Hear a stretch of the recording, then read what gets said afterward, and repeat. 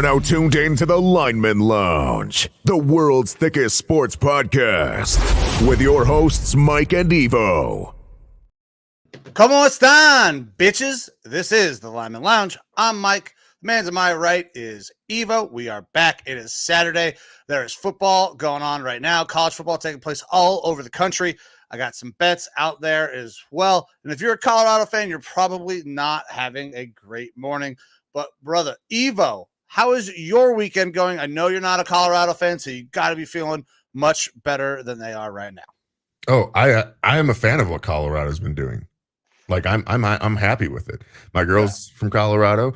She's not a Colorado fan, surprisingly. I've been trying to get her on that. I'm like, each time we go out to Colorado, I'm like, look at all these people. They're getting pumped up for this team. Like Deion's doing cool things, and she's kind of like, Whereas the Broncos, she'll be like, fuck yeah, Broncos. And I'll be like, who's the quarterback? She'll be like, don't know. So it's all good. But yeah, Colorado, this 2 weeks in a row now where they're facing highly ranked teams. Oregon last week, and they kind of got stomped there. And this week against USC and Caleb Williams, and it is not looking good. 34-14 right now in the second quarter, just about to be halftime. So, look, we talked about this just before the show. Colorado, love what Deion's doing with the program. They are much improved, but they are a mid team. I mean, I feel like they could sneak back into that top 25 here, throughout the rest of the year. And they do have things to clean up, and the program's only going to get better because of all of the attention that he's drawing to it. Players are going to want to go there and be on that sort of a spotlight and stage. It is just good PR for them for NIL deals alone, not to mention the recognition for potential future NFL jobs. But this year, this sort of transition is awesome for that school and for that team. A huge money maker for that school. So they should absolutely be happy with what they're doing and what they've done. But they are just not going to be able to compete with these top end teams, at least not this year. They won one game last year. They're not expected to compete for a national title or anything right out the gate. Now, there was a lot of hype around the team when they first started because they go out, they beat a team in TCU to start the year, a team that was in the national championship. Well, TCU is not the same team that they were last year. That's for damn sure. And Colorado is not the same team that they were last year. They were 1-11 last year. They're drastically better, but they're not going to be competing for any kind of title or anything like that. It's a great story. I love what Deion is doing as well. I applaud it. I am a big fan of playing loud. I don't necessarily get behind the act like you've been there before. Some of these motherfuckers haven't been there before. Some of these guys have worked their entire lives to be able to do this. So I like playing loud. That's just kind of the way I am. I'm a loud, boisterous fucking person. So yeah, I mean, we should have seen this happening when the Colorado State game happened. That game was entirely too close for too long. Yeah. Excuse me. But for Colorado to have to come back and win that in overtime against that team, we should have known, like, okay, like this isn't just a rivalry game where it stays close. They do have some chinks in the armor that they're going to have to fix. And I think it was unrealistic but for anyone to think that they were just going to do a complete 180 this year. It just doesn't really happen too often in sports. Yeah, it's very rare, and especially in college football where parity, there's some parity there, but it's still not a drastic amount of parity within the college football game. We'll start to see more and more with NIL and as maybe some bigger names pop in there with Deion, but they're just not there yet. So, yeah. Other than that USC Colorado game going on right now, though, I see two other major games going on according to ESPN. We have Penn State and Northwestern, who are both tied into the third quarter at 10. You have number 22 Florida losing relatively handily right now to Kentucky, 4-0 Kentucky, 23-7.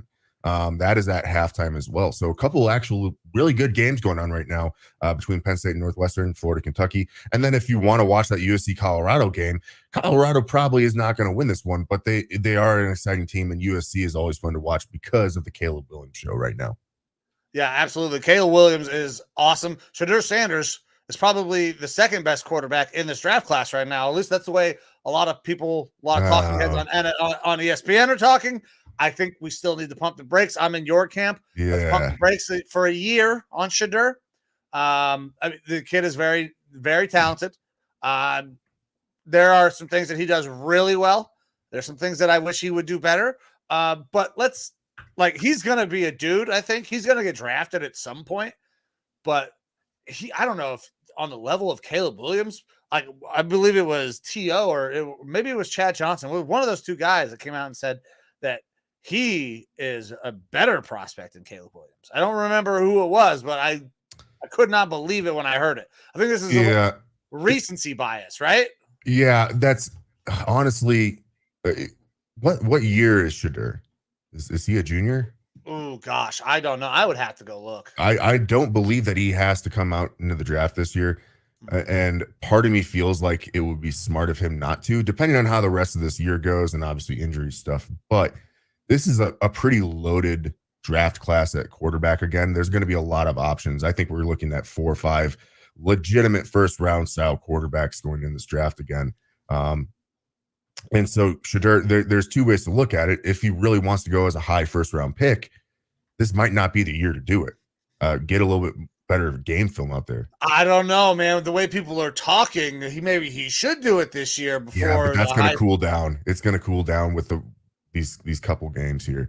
Now, there's the other side to this, is that a lot of those top first round quarterbacks go to dog shit situations, and that can derail your career.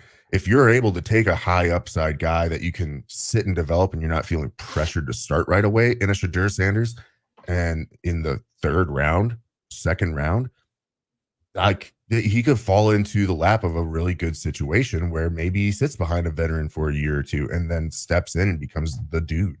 So there are ways to look at it, but most of the time that these guys that are, we'll say higher ego characters and stuff like that, they want to go first overall. They want to be the top pick, even if it means going to a less than ideal situation, because it's more about the clout and the initial money grab that you get at that point from being such a high first round pick. Me personally, I think waiting a year or whatever would be a benefit. But look, if you have to ask me right now who I think the second quarterback in this draft is behind Caleb Williams, is Bo Nix. After what I saw from him last week, I was convinced that's when I really got to put eyes on him playing against Colorado. And yes, the Colorado defense not so great, but the stuff that I had heard about Bo Nix, I was able to visually confirm from watching that game last week. I actually like his product that he puts out on the field. He will be a little bit of an older quarterback, 23, 24 going into the draft. Very old. We're seeing that a lot with players these past several drafts, and it's a hangover from the COVID years. So you're seeing guys enter into the NFL draft a little bit older. Within the next year or 2, we will start to see that dwindle and things go back to the 22, 23-year-old type of draft classes. Yeah. But at the end of the day, I would be happy with a Bo Nix on my football team as a Vikings fan, I believe. So listen, I don't think Bo Nix is a bad quarterback, but he's definitely not my number 2 on the board right now. For me, it's Drake May, and it's Drake May by a long shot. I'm actually starting to think that maybe there's not 4 guys that go in the first round in this class. There's a lot of hype around some of these guys. Listen, so I love Caleb Williams, and I really, really like Drake May. Bo Nix that does some interesting things, but the age is worrisome. If I'm a fucking team, I know what it's like to draft an old quarterback. Brandon Weeden was no fucking picnic by any means. That's like a 4-year difference. That dude should be on his 2nd or 3rd contract. Old, Well, he was 28 when he got drafted. Bo Nix is going to be, I think, 24. Yeah, so he's 23 right now. Yeah, he'll be 24 when he is drafted. So that's pretty old for a young quarterback. I mean, he played against the hell's the kid's name? I just forgot his name. The Chargers quarterback. Herbert. Yeah, he played against Herbert in college. And Herbert's on his 5th year in the fucking pros. So I don't know how Bo Nix is still in goddamn college. But look, he's not going to be Sam Hartman old, and Sam Hartman probably should go into the draft this year. He's 24 right now, will be 25 by Sam Hartman is an old man. He is an old man. Yeah. Maybe not, Stetson Bennett's old and drinking problems.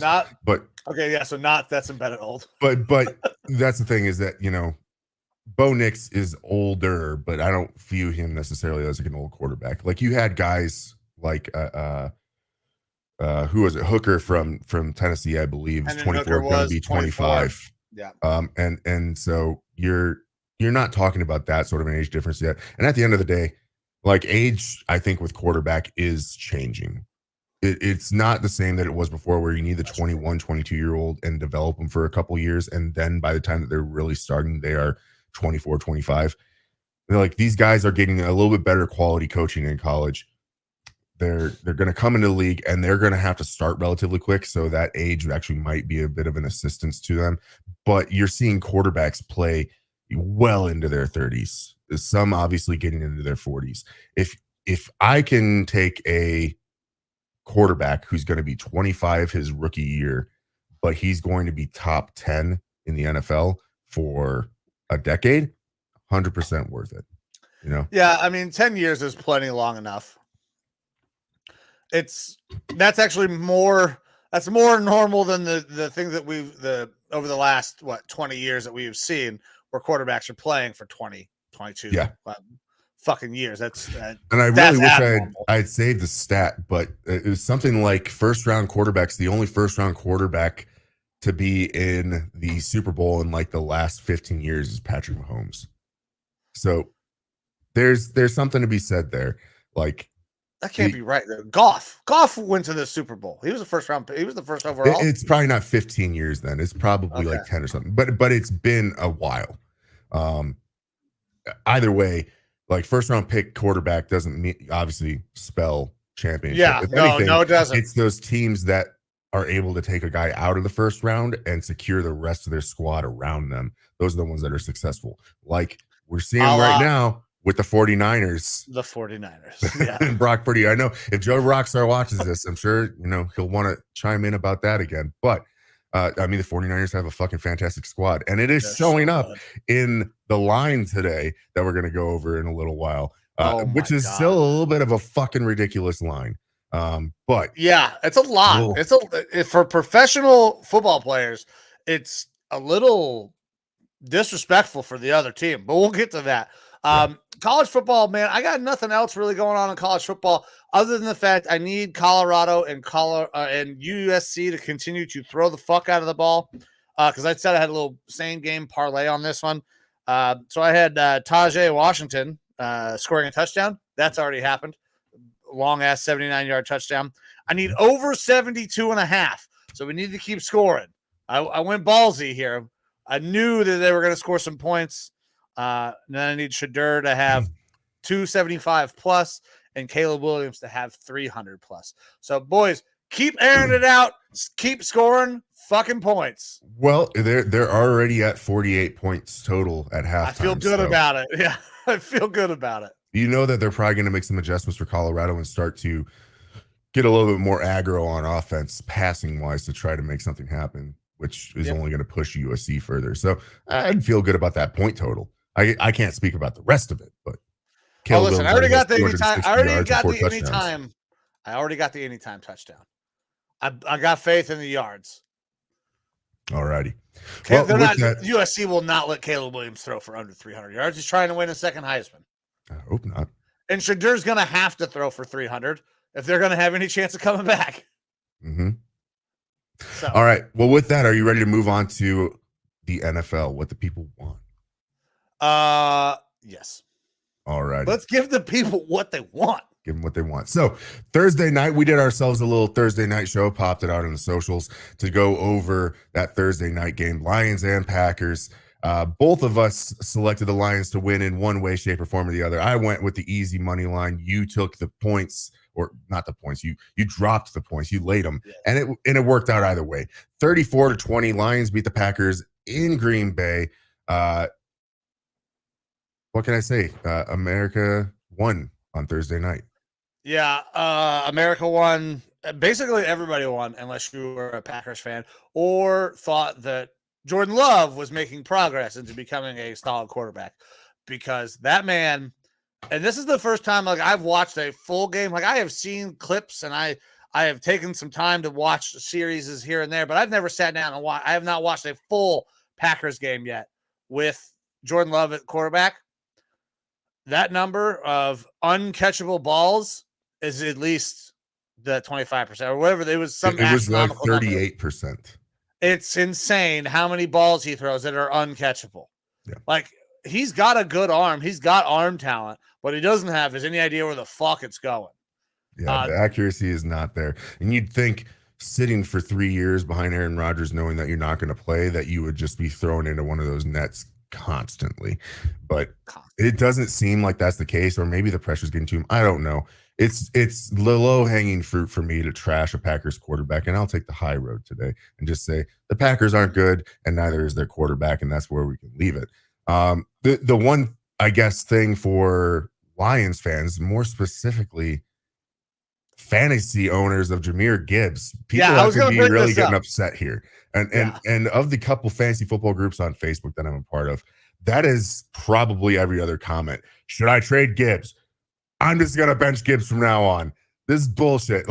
Like, people are pissed. And I understand it. He was my pick for offensive rookie of the year and challenging for the rushing yards leader this year. Like, I expected a lot out of Jahmyr Gibbs. And when Jahmyr Gibbs is out there, he looks fucking great. But the Lions seem very content with putting David Montgomery out there as the primary and sprinkling in a little bit of Gibbs, especially when we see Montgomery go out there for 32 carries, 121 yards, and 3 touchdowns. Like, that is a solo, single workhorse back workload. And yes, the Lions got ahead early, which meant that they were going to go to the running game a lot more. And you're going to see that sort of situation happen. But if it was truly a good timeshare there, Gibbs would have gotten a lot more play.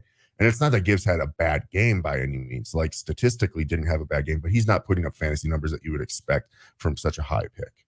Right. So I was going to bring this up if you didn't, but can you blame the Lions right now for not playing him? Like, for the role that they're using him in, when he's out there, he looks electric.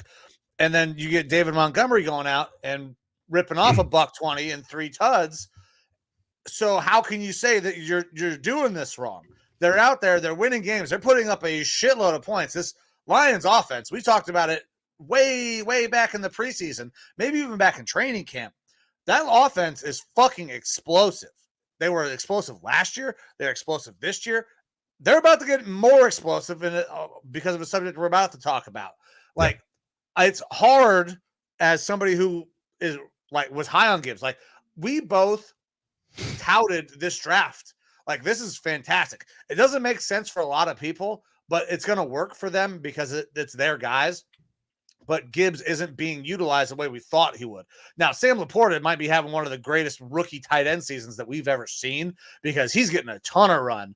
He for sure is. Tight ends. Right now, I believe that he is second all-time in the NFL in receiving yards through the first 3 games, I think, is when the stat actually originally come out, only behind Mike Ditka. He's putting up a lot of yardage for a rookie tight end. It's just abnormal because rookie tight ends usually take a year or two.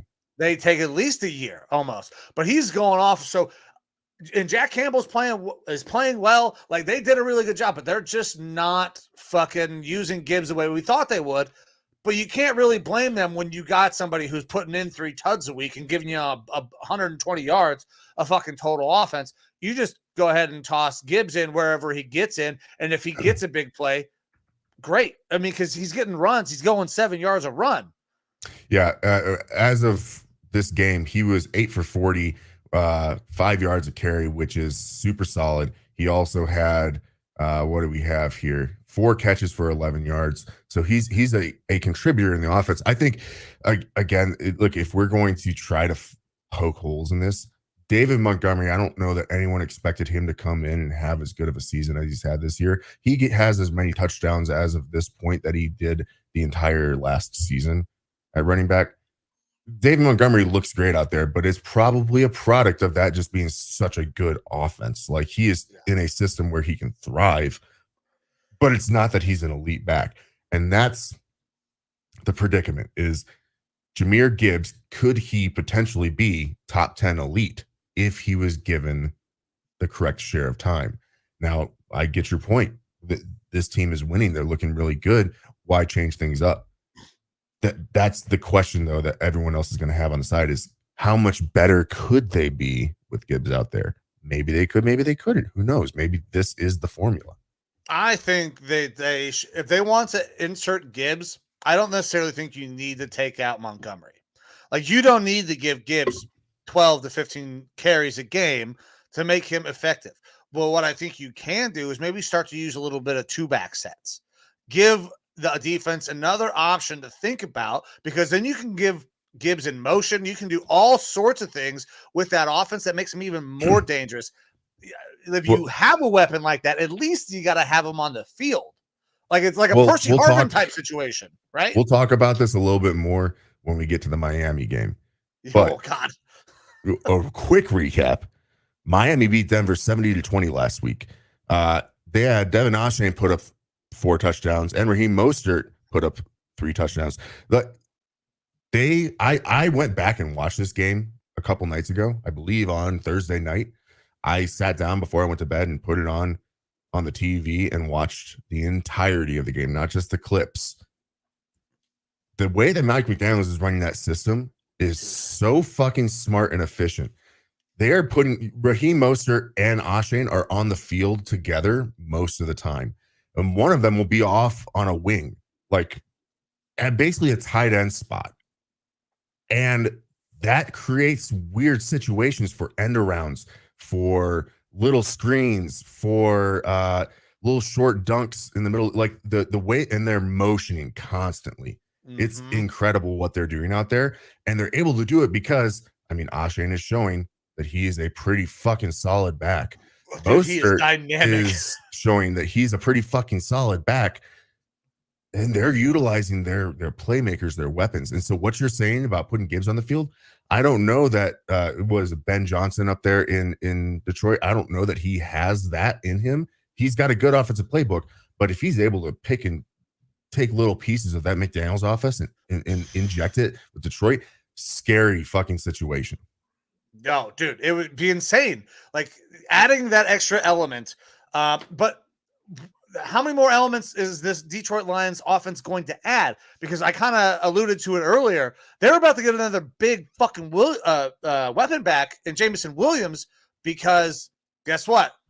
Gambling is getting a rework on what the suspensions are. I think that's the only way to put it. They're loosening the regulation, but they're also tightening it where if you fuck up, you could be done.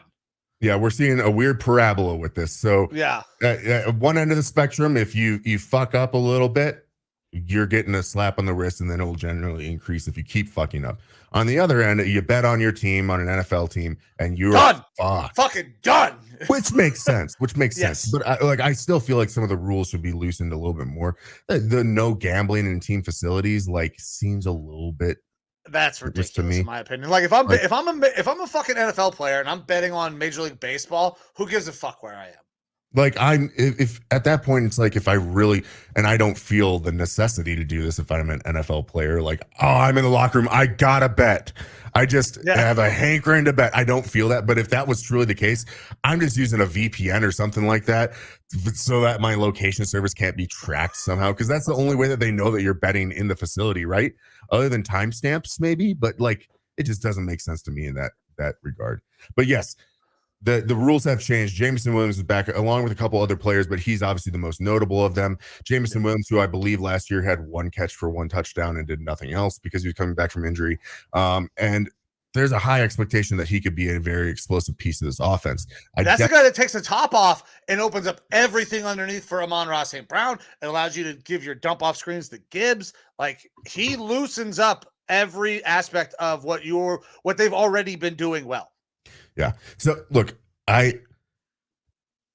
here's my take, especially from a fantasy perspective on Jameson Williams. Now, did I put in a claim for him because you have to put in a claim since they played on Thursday? Sure, I did. I'm not getting him. I don't expect that at all. But it's because I have an open spot or had an open spot, and I was just going to take a flyer on it. But at the end of the day, I think that he's not going to have very much of a fantasy impact on his own. The fantasy impact is going to be trickled down to Goff, Khalif Raymond, Amon-Ra St. Brown, and Marvin Jones, I believe, is also out there. And the other receivers, Laporta, all that, because he's going to take the top off of the defenses a little bit. I don't know that Goff has the ability or consistency to throw that deep down the field to really take use of him. And you might get 2 catches for 60, 70 yards from him in a game or something like that, and maybe a touchdown.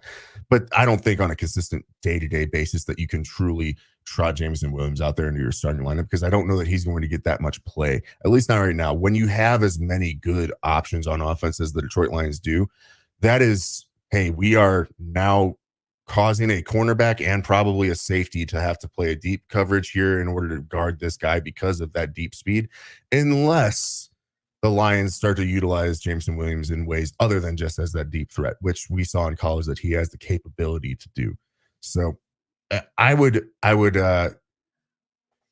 take a little bit more of a lukewarm response to him being added back in the league. Don't make it like a massive thing that you have to get him on your fantasy team. He definitely could be a benefit to you, but it's still a little bit of a gamble. Don't start him right away week 1. Give it a couple weeks to feel it out and see what's going to happen. Real quick though, we had a lot of comments going on since we've been on this diatribe on game 1. All right, so we got Norwood popping in. What's up, kiddos? And that his Patriots suck. I do think that they are not a very good team, but I don't know that they suck. They have the ability to get much better. We'll talk about how when we get to another game. All right. We got Joe Rockstar chiming in for his Niners. Of course, you see that. Purdy redefining that you got a Purdy mouth. I can't disagree with it, I guess, you know. Oh, man. I got a story to tell with that, by the way. Okay.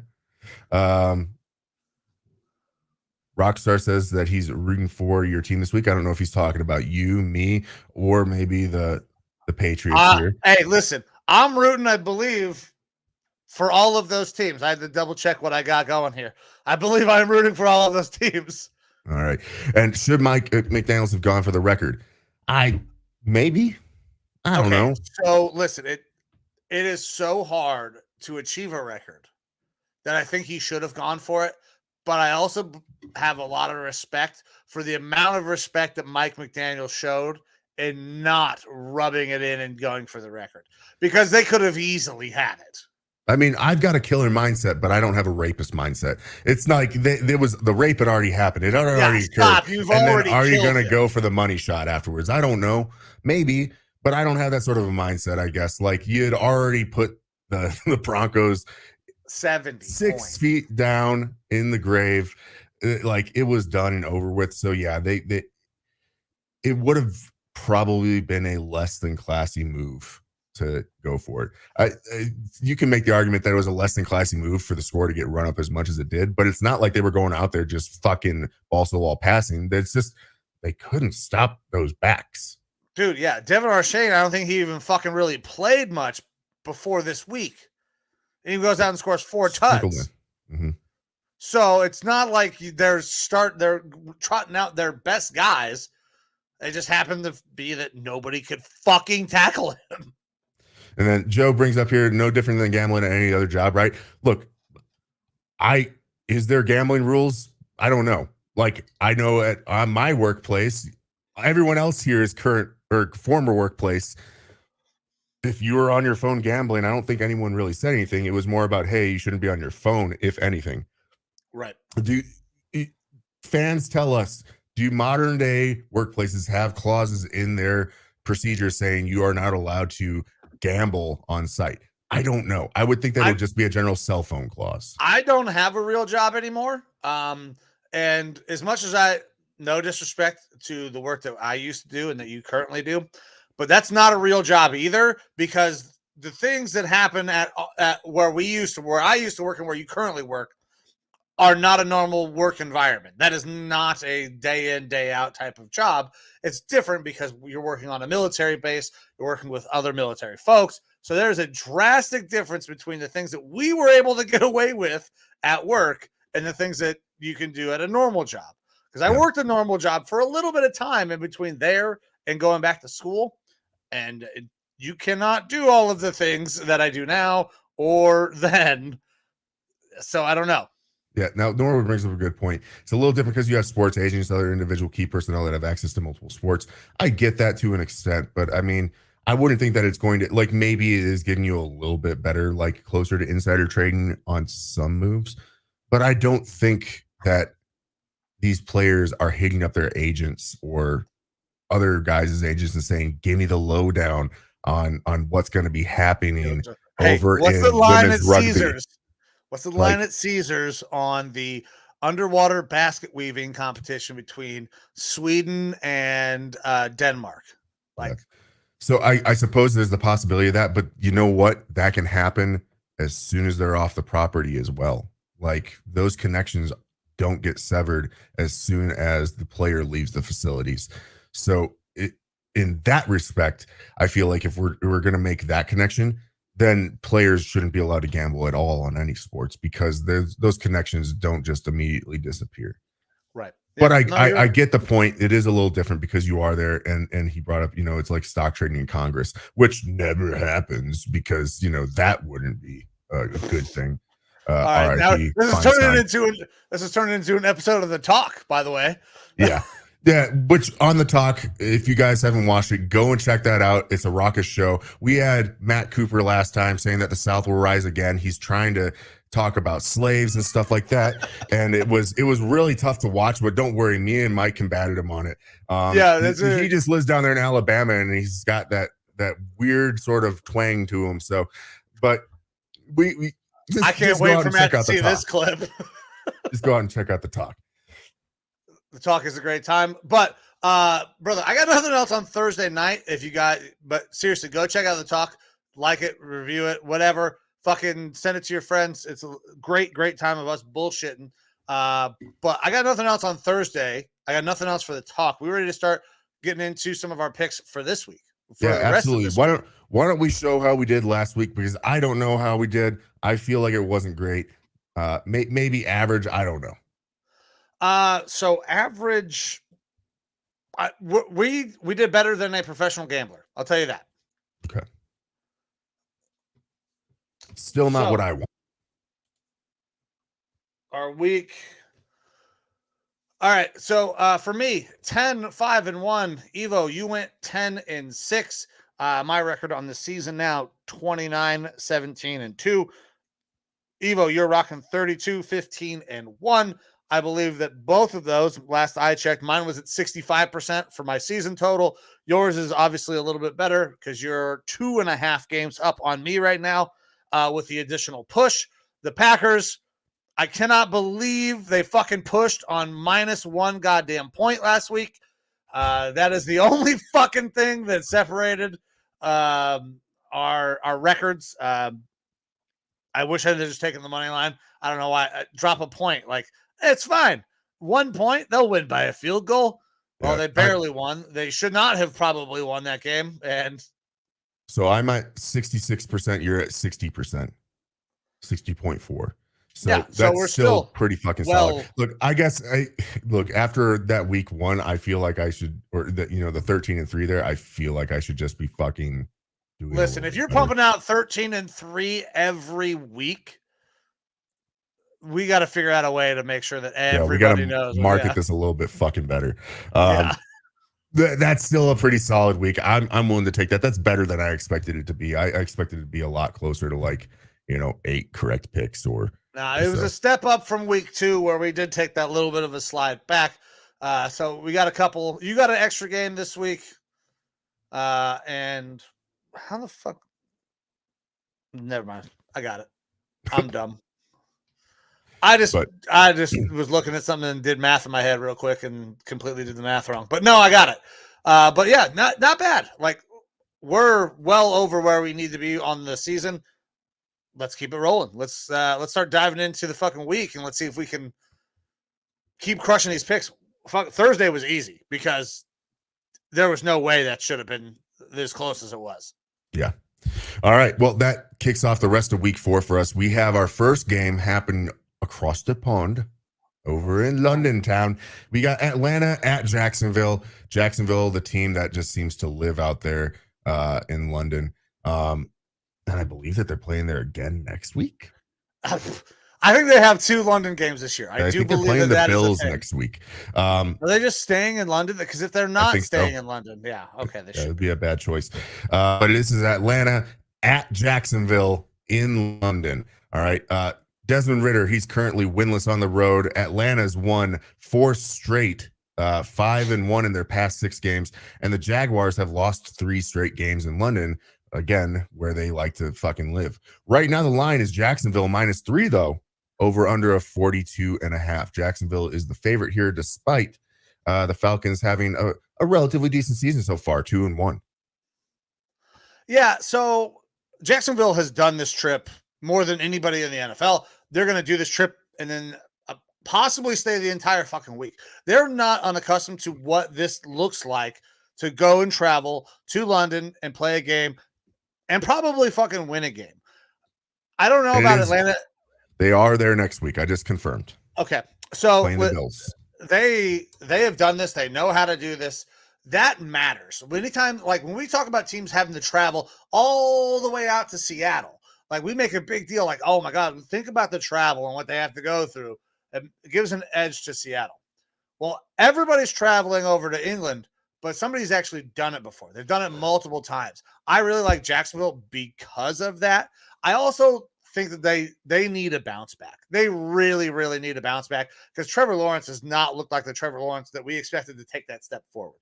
I think that they take that step forward this week. I think that they are a better team. And you brought up some of the numbers. Desmond Ritter's not great on the road.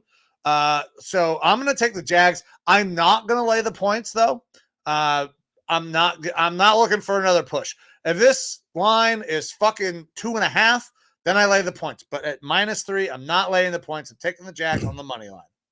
Yeah, this is a tough one for me because I do think that just the Jaguars are a better team, but Trevor Lawrence has been in a weird slump lately. And the Falcons are outperforming my expectation, but they're not outperforming it to an extent that I feel good about them as a team yet.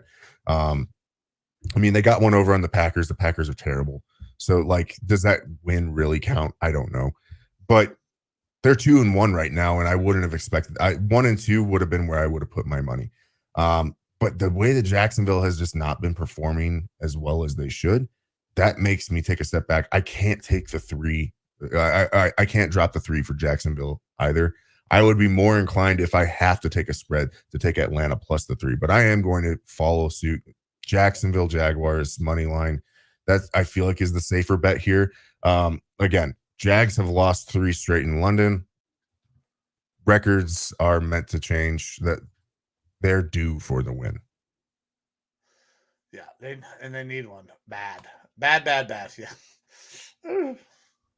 This Very is true. the Patriots fan talking. But all right. Next game, when we move on to our normal set of games. So for me, that London game, 6:30 in the morning, which means it is not as bad for you out there. No, so it'll be 9. It'll be 9:30 here. No, I will not be watching this game. I will be arriving at Cleveland Browns Stadium at 9:30 to go in and work that game. Because I'll be doing all of that tomorrow. So I'm gonna have to go back, catch up on games afterward. But I know that game will be on in my house because if you're not aware, if you have children, this game is going to be televised on, I believe, Nickelodeon or some fashion like that. And the players on the field are going to be turned into cartoon characters. Toy Story. So it's got to be characters. Disney, right? Disney Pixar. Disney Pixar. Either way, it's Buzz Lightyears and Woody's and shit like that. They are somehow using AI and 3D shit to turn the players into cartoon characters. And they'll even have like first-person views from helmets and stuff. Yeah, which is going to be insane. I think it's going to be kind of cool. I know my kids are going to get up and watch it because Amber is dead set that they're watching it because they're going to watch a game and it'll be Toy Story. So maybe they'll actually enjoy it. It has the ability to be kind of a cool experience. And I have to toss this out there. I thought we were trying to get rid of Woody's in Jacksonville after, Urban Meyer left, but tossing one back in there. Yeah, that's fine. Yeah. Not a big deal. They'll probably be the Buzz Lightyears or something like that. Either way, I'm all for it. They've done, those Nickelodeon games before where everyone's getting slimed and stuff like that. I'm 100% on board with it because it just branches this out into different age groups and stuff like that to enjoy the game. But it's not taking away from your traditional football fan at all. You don't have to watch this broadcast. It is just a separate broadcast altogether. So there's nothing to be upset about here. This is awesome. Kudos on the NFL and everyone for doing stuff like this. Adding this in to to grow the game, right? Because that's the intent behind this, is to grow the game. They don't need fucking 6-year-olds to 12-year-olds watching football, right? Like, there are enough people in America that are going to turn on football every single goddamn week, and we are going to watch it religiously. That's what we do. Like, that's in America. During the fall, we watch football. But to get a younger audience, to grow the game, to foster that love for the game at an early age is brilliant marketing by the NFL. And it goes hand in hand with what they're doing on a worldwide scale, because they're doing this for a London game. They allowed teams to go out and market to other countries. Like, each team was designated fucking specific regions of the world to go and market their team. This is growing the game of football. This is going to make more and more money come in, which means more and more guys are going to get more and more salary, more money. All of this is good for the league. I'm going to say that another story that we didn't talk about at the beginning that has a chance to really do something good and impact the league that we love, the merger between the USFL and the fucking XFL. And We Joe have a Rockstar's chance. still watching. I know he'll comment about it. Yes, we have a chance to get a legit minor league fucking organization together for football that could develop players and get that out there. I love all of the things that have happened over the last week that are trying to grow the game that we love and that we love to share with the people. So I'm all in. Let's go get some Woodies. All right. So our first game that I have here on my list of Sunday morning games after the London game is possibly my favorite game of the week. One that if your team isn't playing, I feel like you should tune in and watch because it should be awesome. We had the Dolphins heading out to New York to play the Buffalo Bills in Orchard Park. The line currently is Buffalo -2.5, over under of 53.5. Again, this is a Bills team that after week 1 has picked it up and looked pretty damn good again. And the Dolphins, who absolutely curb stomped and face fucked Sean Payton and his Denver Broncos last week, 70-20. Now, when playing in Buffalo, the over has hit 8 of 9 times in this matchup. All right. An average of 57 points per game. So if you like to bet your overs, unders, this is one where if you don't bet the over, you're kind of a pussy. Dolphins, they have gone over in 5 straight when they are listed as an underdog. Again, if you don't bet the over in this one, you're kind of a pussy. Buffalo, they've won 7 straight at home versus Miami. Allen is 9-2 versus Miami with an average of 276 yards per passing yards per game, 52.2 rushing yards per game, and 34 touchdowns to 10 interceptions. So Josh Allen has a good time against Miami as well. All right. There's actually only 2 instances in NFL history where a quarterback versus a single team puts up a stat line of 250 passing yards and 50 rushing yards per game or more. And that's Josh Allen versus Miami. And do you have any idea who the second one would be? Lamar Jackson against the Browns. No, sir. It is also Josh Allen versus Kansas City. Josh Allen is the only quarterback to hold this, and it's 2 separate instances versus Kansas City and Miami. Josh Allen plays good games against those teams. So remember that for when Buffalo ends up playing Kansas City inevitably, all right? But this game looks like it could be a spectacle, an offensive shootout, potentially. Jalen Waddle has returned for the Dolphins, so you're just getting even more offensive firepower out there for him in the passing game. What do you think is going to happen with this one, Mike? This is going to be a fucking track meet, and I am so sad that I am not going to get to watch it live because both of these teams have a ton of fucking juice. The Bills are figuring out different ways to do it. Now that they're using more double tight end sets, they're still finding a way to involve Diggs. James Cook has really come on and helped solidify a little bit more of that running game, which they very badly. We have been talking about them getting a solid running back up in Buffalo for fucking 2 years now. It feels like, And James Cook is kind of taking that next step to be that guy. He's looking good. I'm still not like I look personally. I'm still not banging the gavel like he's the dude. I still think that they could. Like He is if you're talking about one on a lot of teams, probably, but I think that he's better fit as a change of pace guy. Is he a workhorse back? No, but their workhorse back is their fucking quarterback. James gives them a really good change of pace guy that I think like he's been very helpful. And they're doing it in a completely different way than we see the Dolphins doing it, who are doing it with speed. Hot, nasty, badass speed, a la Eleanor Roosevelt's quote from Talladega Nights. They are so fucking fast. It's insane. The addition of, is it Archane or Arshane? I don't know how to pronounce it the right way. Yeah, on the broadcast they always said Ashane, but he did come out after that performance and said something about I don't know how. I think it's like Ashan or something like that. I don't know. Okay, either way, that kid is crazy fast. We knew that during the draft process. They're the fastest team in football, and it's not even fucking close. Because Mostert is probably the fastest running back in the NFL right now. Yeah, one of them. Well, maybe with Ashane or however you say his name now. They have two of the fastest wide receivers. There is so much fucking speed; it's impossible to cover. This is going to be a track meet. It's going to be fantastic, and I love Buffalo. I got Buffalo going to the Super Bowl. Hot, warm weather day in the fucking beginning of fall. Give me Miami to go up there and just win this game outright with a shitload of speed. I think that Miami has the ability to win this game, and we have seen the Bills struggle early in seasons in the past, and we saw them have a little bit of a struggle at the beginning of the year as well. I think Miami is immediately hitting their stride.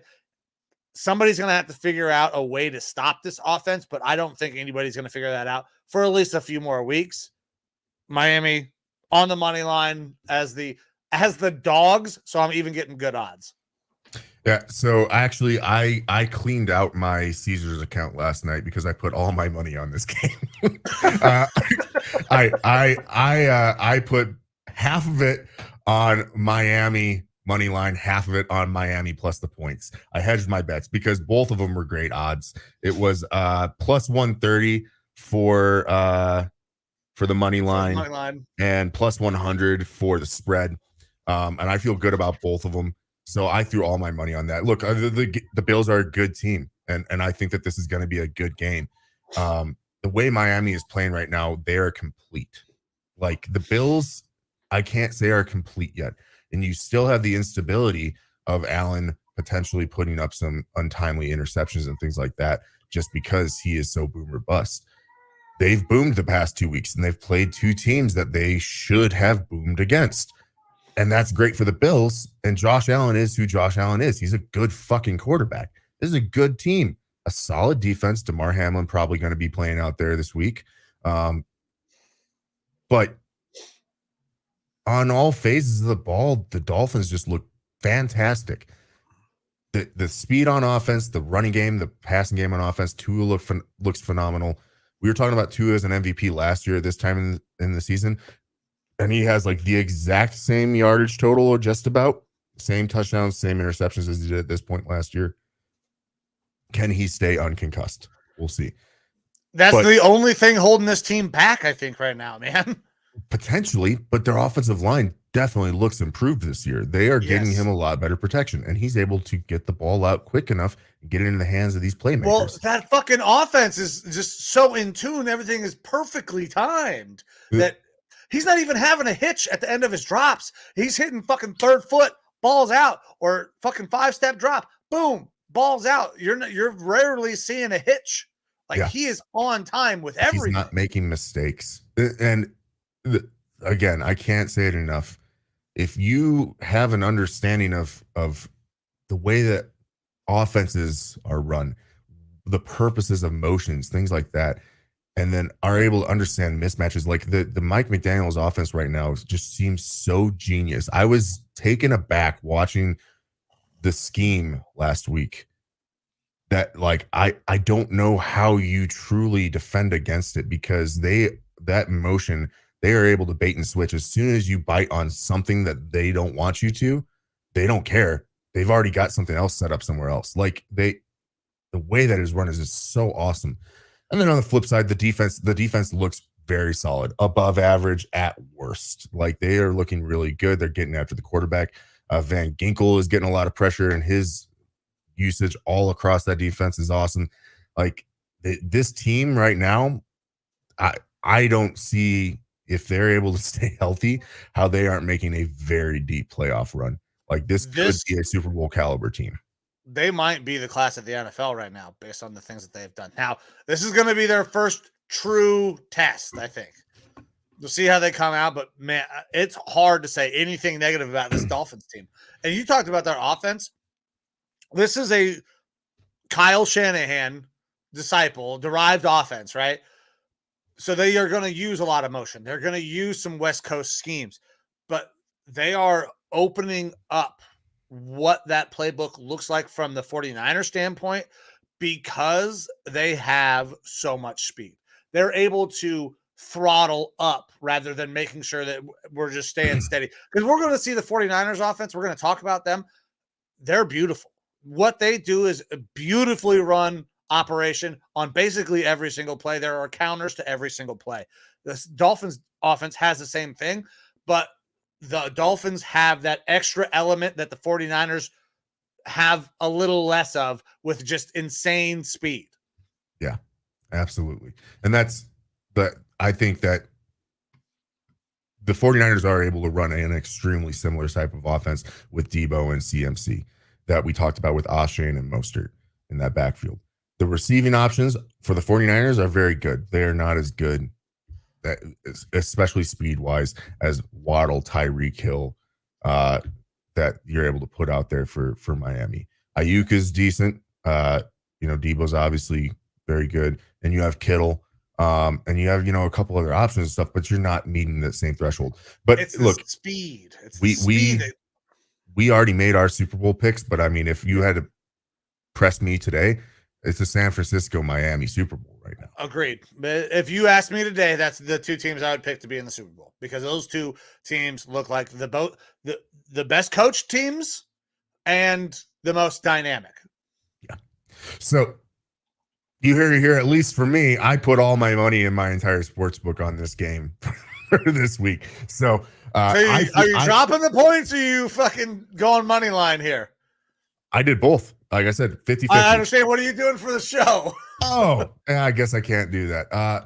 For the show, I'm going to go Dolphins money line. Okay. It's safer for the show. I already put my money where my mouth is in real life. Yeah. And threw it at this game entirely, but for the show, I'll be safer. All right. All right. Next game up, we have a complete 180. This is the dichotomy of football. You have such a fantastic game going on, and then you have the game that no one wants to watch. The Broncos and the Bears being played in Chicago, Illinois. The line is currently Denver -3.5, over under of 46.5. Two pretty fucking terrible teams, two 0-3 teams that are true 0-3 teams. You have a offense for the Broncos that actually doesn't look too terrible. Again, I got to see a lot of it last week rewatching this Dolphins Broncos team or game. The offense and Russell, his arm looks better than it did last year. It looks schematically better, and then that's the Sean Payton effect. The defense, though, is absolutely fucking atrocious out there. They've got playmakers on defense for the Broncos, and they are just looking like trash, which is super surprising because it's Vance Joseph back there. Like, he should be able to run a competent defense, and it's not happening. So it's really concerning there. That being said, the Bears are a complete fucking dumpster fire. That team has just looked ungodly terrible. Let me see. I got to find my stats here. But what do you think is going to happen with this one out here in Chicago, Mike? I think this is going to be the worst football game that we've ever fucking watched in our entire lives. This was supposed to be a Monday night game, right? Or wasn't it supposed to be like a primetime game? I thought so. Did they I hope that it was, and then they finally used the changing out of the primetime games for a better game, because this is going to be the worst football game we watch all year, in my opinion. It very well could be.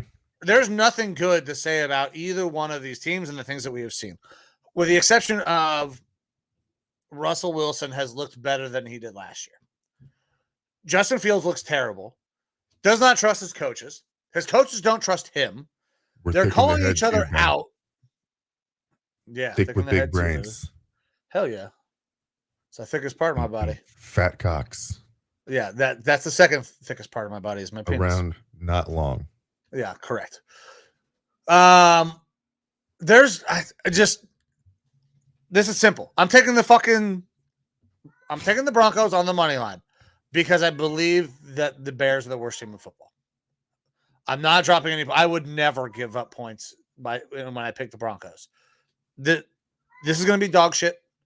I'm interested to see what storylines come out after this because Sean Payton looks like he is ready to murder every single member of the Denver media and probably his quarterback. And Justin Fields is continuing to throw his coaches under the bus every week. Shut the fuck up, Bert. That goddamn cat. That pussy needs some attention. Someone's cat wants to get fucked. Yeah, that pussy needs some attention. That's a male cat. He wants to get fucked. Yeah. Denver money line. Yeah, and I'm in the same boat. Look, Denver is a better team than Chicago. They're both fucking terrible, but Denver is better. They put out a more competent offense last week. Chicago, they have lost 13 straight. They are 2-11 against the spread. Neither of those stats give any sort of positive feelings towards the Chicago team right now until they prove us wrong. Otherwise, this team is probably the worst team in football. Yeah, Mike's groping some pussy there. Yeah, he needed to come the fuck up. Dude, if you start freaking out again, this fucking guy. So you got Denver. Did you take money line or? Yeah. Okay. There's no dropping lane, taking points, anything here when this is such a volatile shit show. You just go with the better team out of the two shit teams. Yep. And I don't think we need to belabor this point anymore. What's the next game? All right, next one up. We have the Bengals and the Titans being played in Nashville, Tennessee. The line is Cincinnati -2.5, over under of 41. Yeah, Bengals bounced back last week. They got it done. They still don't look great though. I still think Burrow's a little banged up. One point, I thought that he probably needed to come out of the game because we're seeing Joe badly miss. When he's off target, he's very, very off target. I think it's his plant leg that is hurt, that plant calf, and that's probably fucking up. They're not having him do as deep of drops, so that'll throw it off a little bit. And then when you're planting on that bad leg, he's probably not driving off of it, getting the same sort of, velocity or accuracy, whatever it is. But obviously his throws are off a little bit. Yeah, I mean, they won versus the Rams, a Rams team that, I've talked shit about, and I'm going to have to start working it back because they are looking a lot better than I expected. Yeah. I'll have to eat my crow with that, but they were able to get the win last week. So they were able to bounce back, and the team that they're taking on, the Titans, they had a really tough week last week because they were playing the best defense in all of football in the Cleveland Browns. Just don't toss that out there real quick.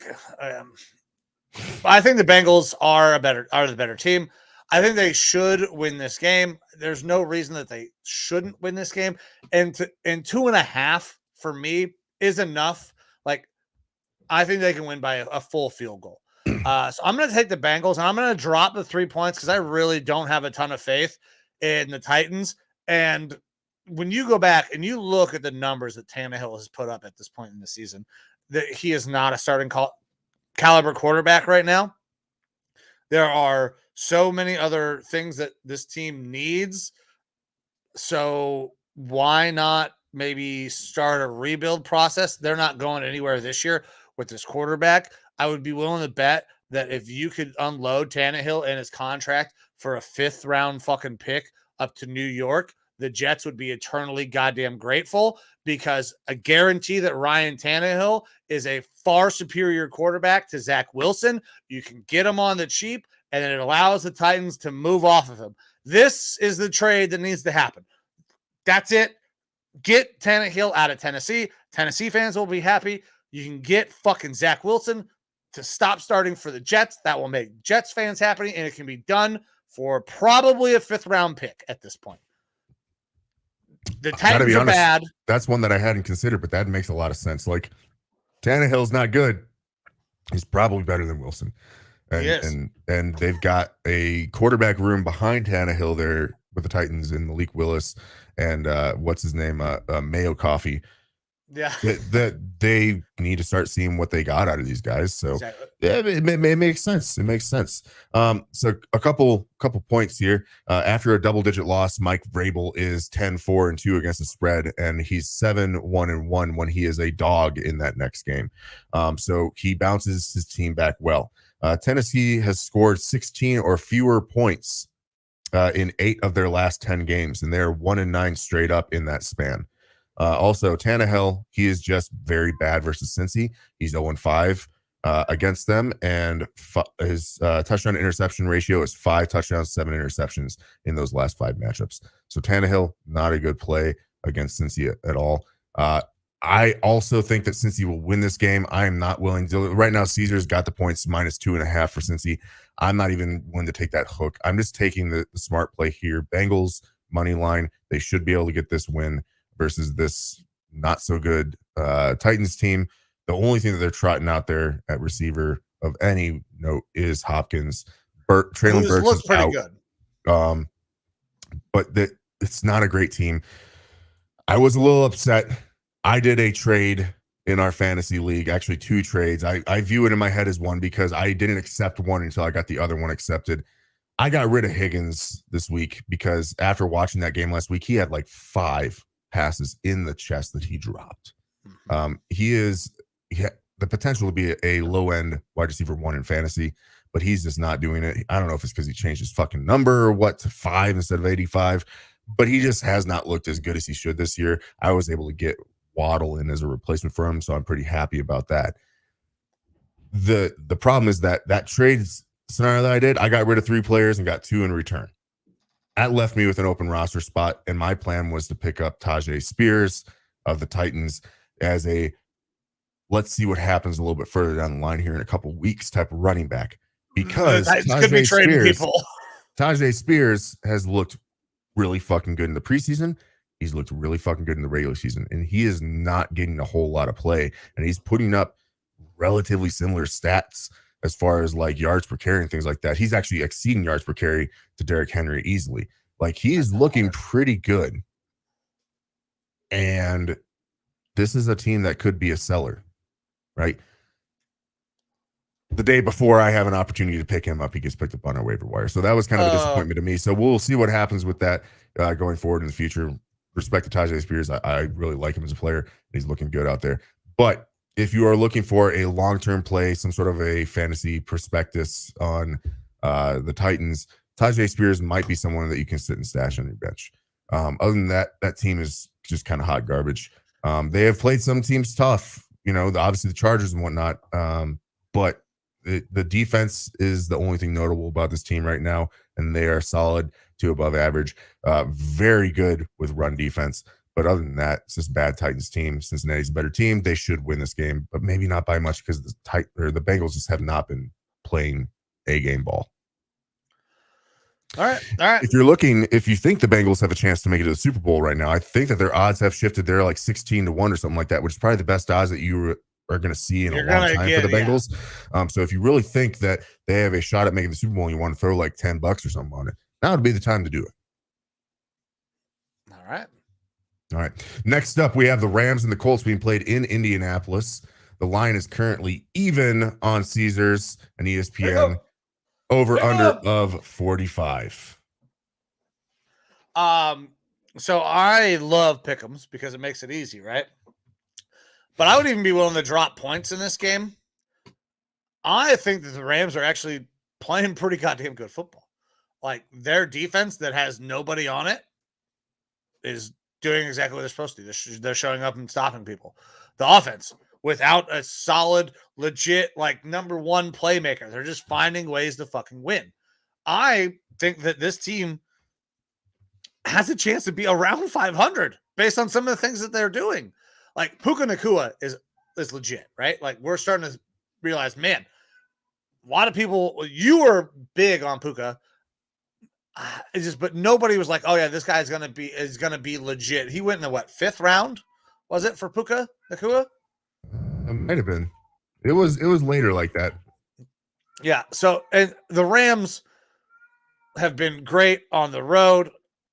The Colts are still an up and down team. They should have Anthony Richardson back this week, though. So that He's could be a expected big. to be starting. That's a big boon for this team. But I gotta go with the Rams, and I think I'd even give up a couple points as a Ram picking the Rams. I would drop 2.5. I think the Rams win this by a field goal. So I'm gonna just take the Rams money line since that's where we're at right now. Rams on a pick 'em money line. Yeah. I'm gonna do the same. I think that the team is better. The Rams are better right now. They're playing better than the Colts are. Richardson coming back will provide a little bit of a boost, a little bit more dynamicism. Is that a fucking word? I don't know, but it sounded good, so roll with it. But they will get a little bit of extra oof from Richardson being out there. But how long will he be out there if he's not protecting his body? I don't know. You still feel decent about Gardner going in there and backing him up, but he's not going to be a world beater by any means. And look, the Rams are playing way better than I would have expected them to. There's a lot of guys that, I mean, this is the running joke that we had last year, where you have like Sleeve McDykel and Ben Skoranek and all these names that could be fake names made up by a Japanese video game company to represent American players. Tutu Atwell, right? Like, you got names that you don't necessarily, they're not names that you recognize, but these guys are performing very well. Puka Nacua, he did get shut down last week a little bit. He did not get his average 12 catches per game or whatever, 12 plus catches. But that's going to start to happen because, hey, happens 1 week, that could be a fluke. Happens 2 weeks, teams are going to start paying attention. By week 3, that's when they're going to, start actually game planning against this guy because he's the main receiving option there. And they were able to shut him down there, since he was able to kind of, slow his roll. I don't know if he got a catch in the second half. But Nacua is a nice option. It'll be nice when Cooper Kupp gets back for that team going forward. But the Rams are just kind of a better team right now. This makes sense to me why the line is even. I'm going to take the Rams money line. The only significant stat that I have here, and it's a pretty weak one, these teams don't play each other very often. The Rams have won 3 straight versus the Colts, and the last time they lost to them was like 1990. So it's not a very good stat, but it's a stat. All right. Sorry, I was excited. I got a notification that Colorado just scored. Nice. There's now 75 fucking points on the board in that game. All righty. That's putting you in the money now? Should be 72.5. So that hits. I just need 300 yards out of Caleb Williams and 275 out of Shedeur, which I do not think is gonna be a fucking problem. All right. Well, that takes us to our next game. Buccaneers and Saints being played in New Orleans. The line is New Orleans minus 3.5, over under of 40. Alvin Kamara's return game, and we still don't know what's happening with Derek Carr. He is throwing now, but he had that shoulder separation. He is saying that he is practicing like he is going to play, but he does not know yet. Backup, obviously, is Jameis Winston, a guy who knows how to throw the ball a lot. Whether or not it's accurate or to the right team, that's the question. But he knows how to sling that ball around. And you do have a resurgent Mike Thomas and Chris Olave out there, which are doing some things for you. And again, Alvin Kamara is making his return, coming off of suspension. So that should hopefully provide a little bit of offensive boost for the Saints. On the flip side, the Buccaneers right now, while they have looked decent this year, they did kind of get their shit pushed in last week versus Philly. I thought that game would have been closer. Obviously, if you looked at my bets from last week, you can see that. But Tampa Bay right now, they are 30th in the NFL in red zone touchdown percentage, 37.5%. Not very good. This team does not want to score touchdowns if they're in the red zone. That's not a good stat for them. And it's not a good stat one way or the other for this game. In general, though, the Saints, for whatever reason, have seemed to have the number of the Tampa Bay Buccaneers as of late, past couple of years. And yes, a lot of that was with Brady, and this is a much different looking Buccaneers team. But for me, I'm going to be taking Saints. I'm going to be taking the money line on this one. Like I said, right now, Caesars has that at 3.5. The hook scares me a little bit. I'm going to just take the Saints money line. To 3.5? That is what is currently on Caesars and ESPN. Okay, because I'm seeing it at 3. Are we going 3.5? What do you want? What number do you want to use? Do you want to use 3 or 3.5? It depends on which book you want to go off of. Let me check what it has on FanDuel, because that's where I've been doing the majority of my bets. And then we'll go from there. Because if it's 3.5, I'm taking the Buccaneers plus the points. Now, obviously, they ran into a little bit of a buzzsaw last week. Where the fuck is this game at? 3.5 for the Buccaneers. So I'm going to take the Buccaneers plus the points. They ran into a bit of a buzzsaw. They ran into Philly, but they've looked pretty good. I don't think that Saints defense is like super, super good. They're not bad by any means. But also, we don't know who's playing quarterback. If Jameson plays, obviously he'll throw for yards. He might get a couple touchdowns, but he's also going to throw a pick. And Derek Carr, if he plays, how healthy is he? I don't know. So going in to St. Louis, I'm sorry, Jesus Christ, into New Orleans. Yeah, Jesus Christ. Going into New Orleans is not an easy job. That they have home field advantage all the time. It's so fucking loud in there. I like the Bucs in this game, man. And something about Baker, like when he is playing in a rhythm, good things happen. He started out that game against Philly pretty well. And then he threw the pick, and then things kind of started to turn downhill. If they can keep some momentum, I like their ability to, at minimum, keep this thing close. If we're going 3.5, I'm going to take the Bucs plus the 3.5 points. They could win this game, but I don't know if they lose by more than a field goal. All righty. Let's see here. Next up, we have the Washington Commanders versus the Philadelphia Eagles. We just got a little bit of talk about that game. Yeah. Hey, go ahead and intro this thing and start talking about it. If I don't piss my pants, I'm going to pee down here. So I'm sorry. If I don't go upstairs and pee, I'm going to piss my pants. Wow. Those were words that came out of my mouth. All right. Mike obviously is not on the gummies yet. This is not on the gummies yet. I'm just a moron.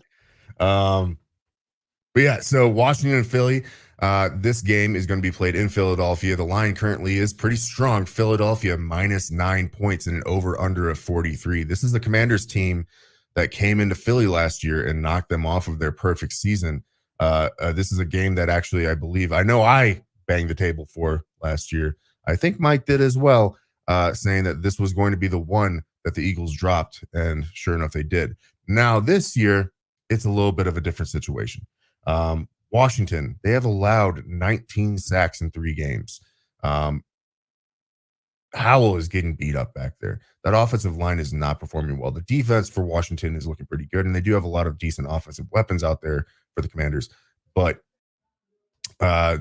you're not going to get that offensive production if you can't keep your quarterback upright. And Washington is not doing a good job of that right now. On the flip side, the Eagles are starting to just kind of continue carry on. They're starting to look better. DeAndre Swift has had himself a great year. I believe he's the first or second in rushing yards with 308. And the Eagles in general are just a better team. But when you look at that defense that the Eagles are going to trot out there, they are going to be able to get so much pressure on Howell and on a team that already is having a lot of difficulties keeping their quarterback upright. To me, this is easy. Eagles are going to win this game. The 9 points makes me want to lean towards taking the Commanders plus the points, but I'm not willing to do that. The easy bet here is Eagles money line. That's where I'm going to go with this game. Now, the stat that I threw out here for us, Mike, is that Washington has a league worst here, 19 sacks allowed in 3 games of Sam Howell. Their offensive line is not performing well, and they're going up against a very staunch, good pass rushing defensive line there with the Eagles. Their first pick at defensive tackle is actually meeting and exceeding the stats that Aaron Donald is putting out right now. However, he is playing like a third of the snaps that Aaron Donald is. So this Jalen Eagles Carter defense is strong, generating so much fucking pressure from the interior that he looks every bit of what people talked about he would be. Like it's like every single play is a street race to the quarterback for him, and you know that someone's going to die. That was well done. I'm not even. Yeah, that was good. That was very, very well done. Anyways, I don't think he's going to enjoy that, but and I gotta jump on your bandwagon here. I'm going to do the same thing. I got to take the Eagles on the money line. They're a better team, but we have not seen that offense be nearly as dynamic as they were last year. You know what they're really good at is they're good at fucking QB sneaking. Like that conversation is not going away anytime soon. The tush push is the topic of conversation. I would expect that after this year, it will be ruled illegal because of how much play it's getting. But that offense has not looked as good as they were last year. Jalen Hurts has not been as accurate with the ball. So there's a chance maybe that the Commanders could keep this close. I don't know if that's the case. Like this, the fact that they give up so much pressure and this Eagles team generates a ton of pressure, and they generate a ton of pressure from inside, which is the worst place to get fucking pressure from. I gotta go Eagles. I can't drop the points just because I don't know what this Commanders team is yet. They look good at times. They don't look good at times. This Eagles team has looked like they're really good, but their offense is not quite there yet. I cannot drop or take any points, so I'm just going to go Eagles, money line, simple. They're the better team. All righty. And honestly, this maybe I brought up last year that we had made the pick that the Commanders would knock off the Eagles to end their perfect season. They did, and it was a huge game for the Commanders. And it's a different team. It's a different team right now, especially along that offensive line. Obviously, a different cornerback. You had Heineke out there last year, who we're both fans of, and it just made me start to gears turning again. Where the fuck is Heineke? He's the backup in Atlanta behind Desmond Ridder, and that's another situation where I think that you could probably trade. I mean, Heineke might actually command a little bit more than a Tannehill, even in a trade with the Jets. Like I would say he's worth a fourth at least. So I agree. I would trade more for Heineke than Tannehill, but the opportunity to get Tannehill in is much easier to work than Heineke, who is behind a second-year quarterback who they're not sure is going to be the guy. They know Tannehill's not the guy, so why not move off of him and move off the contract? That's why I like that for the Jets way better. And I do like that as well. I think Heineke is a better fit for the Jets, worth more of the pick. And Ridder has not been great, but he's played better this year. He's showing improvement, which is good for a second-year quarterback. And I don't think that they're sold on Ridder yet either, but I think that they're willing to ride him through the rest of the season if need be. Whereas, but are they willing to ride him to next season and get rid of Heineke, a guy that has shown he can play in the league for a little bit? Yeah, I don't think Heineke's the answer for him. I think that if they decide that after this year that Ridder's not the guy, that they will start looking in the draft. Oh, I agreed. But like, you're going to have to do more to get a Heineke because you have to have that backup. Tennessee should know that this quarterback situation is not going to fucking work. Like, we got to figure out what we got in Willis and fucking, and you made me forget his name. Coffee Mayo. Yeah. That's fucking Tennessee. Again, I'll bring up this stat. Levis. Thank you. Tennessee has scored 16 or fewer points in 8 out of the last 10 games. This is not a team that puts up offense. And what does the offense revolve around? The quarterback in most cases.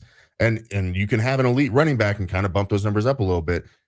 But you got Derrick Henry back there, former elite running back, but still pretty good running back. And you're not able to do that. This is just, I get where you're coming from. I just think that if I am a Jets fan, if I'm the Jets GM, but I think Tannehill's contract is up after this year, though. Yes. So that it makes perfect sense to me. And every quarterback, I don't think that we have said a quarterback's name on today's show that is not an upgrade over what they're getting in Zach Wilson.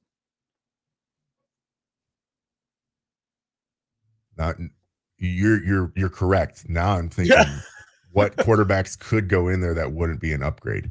Because I'm at the point where I hate Carson Wentz, and Carson Wentz is an upgrade, like, Yeah. and he's a free agent. Yeah. Um, We haven't got to the Jets game yet, but man, am I excited to talk about the Jets game. I'm struggling of who you could bring in that would be a worse option. Is Kaepernick going to be That's worse? legitimate. I don't think so. Maybe. Right. And Kaepernick hasn't played in 6 years. Something like that, 5 or 6. And I saw that, I obviously posted on the Facebook page about him writing the letter to the Jets saying, "Put me on your practice squad. Let me show you what I got." And he's probably better than Zach right now. Very well could be. It's insane to talk about. But okay, let's get to the next game. That's a mind fucker right there. I don't know. Yeah, who could possibly be worse than Zach Wilson? Because I know that's how Jets fans feel right now. Anybody is fucking better than what we have right now. Yeah. All right. Well, our next game up, Steelers at the Texans, being played in Houston. The line is currently Pittsburgh -3, over under of 42. This is a Steelers team behind Kenny Pickett, who, congrats to Kenny Pickett. He had his first ever 2 passing touchdown game of his career last week. Good job. You did something that most NFL quarterbacks should be able to do. And it only took you into year 2 to do it. Now, Mike Tomlin, he is 23-4 when facing rookie quarterbacks. That is the best since 1950. And the Steelers have won straight up and against the spread in their last 5 road games. The other side of this is that the Texans, who have looked pretty good, CJ Stroud, picked him up in our fantasy this league because he's looking pretty good as far as passing. Very good. He is looking like the best out of this draft class, right? But they are hurting out there for the Texans with lots of injuries. I think that offensive line is going to be demolished. I'm going to look up the injury report right now. Is it 3 linemen or is it just 2 linemen that are missing from that starting squad? Let's see. Denzel Perryman is out. Josh Jones, offensive tackle, out. Laramie Tunsil, offensive tackle, out. Tavir Thomas, don't know who that is, cornerback, out.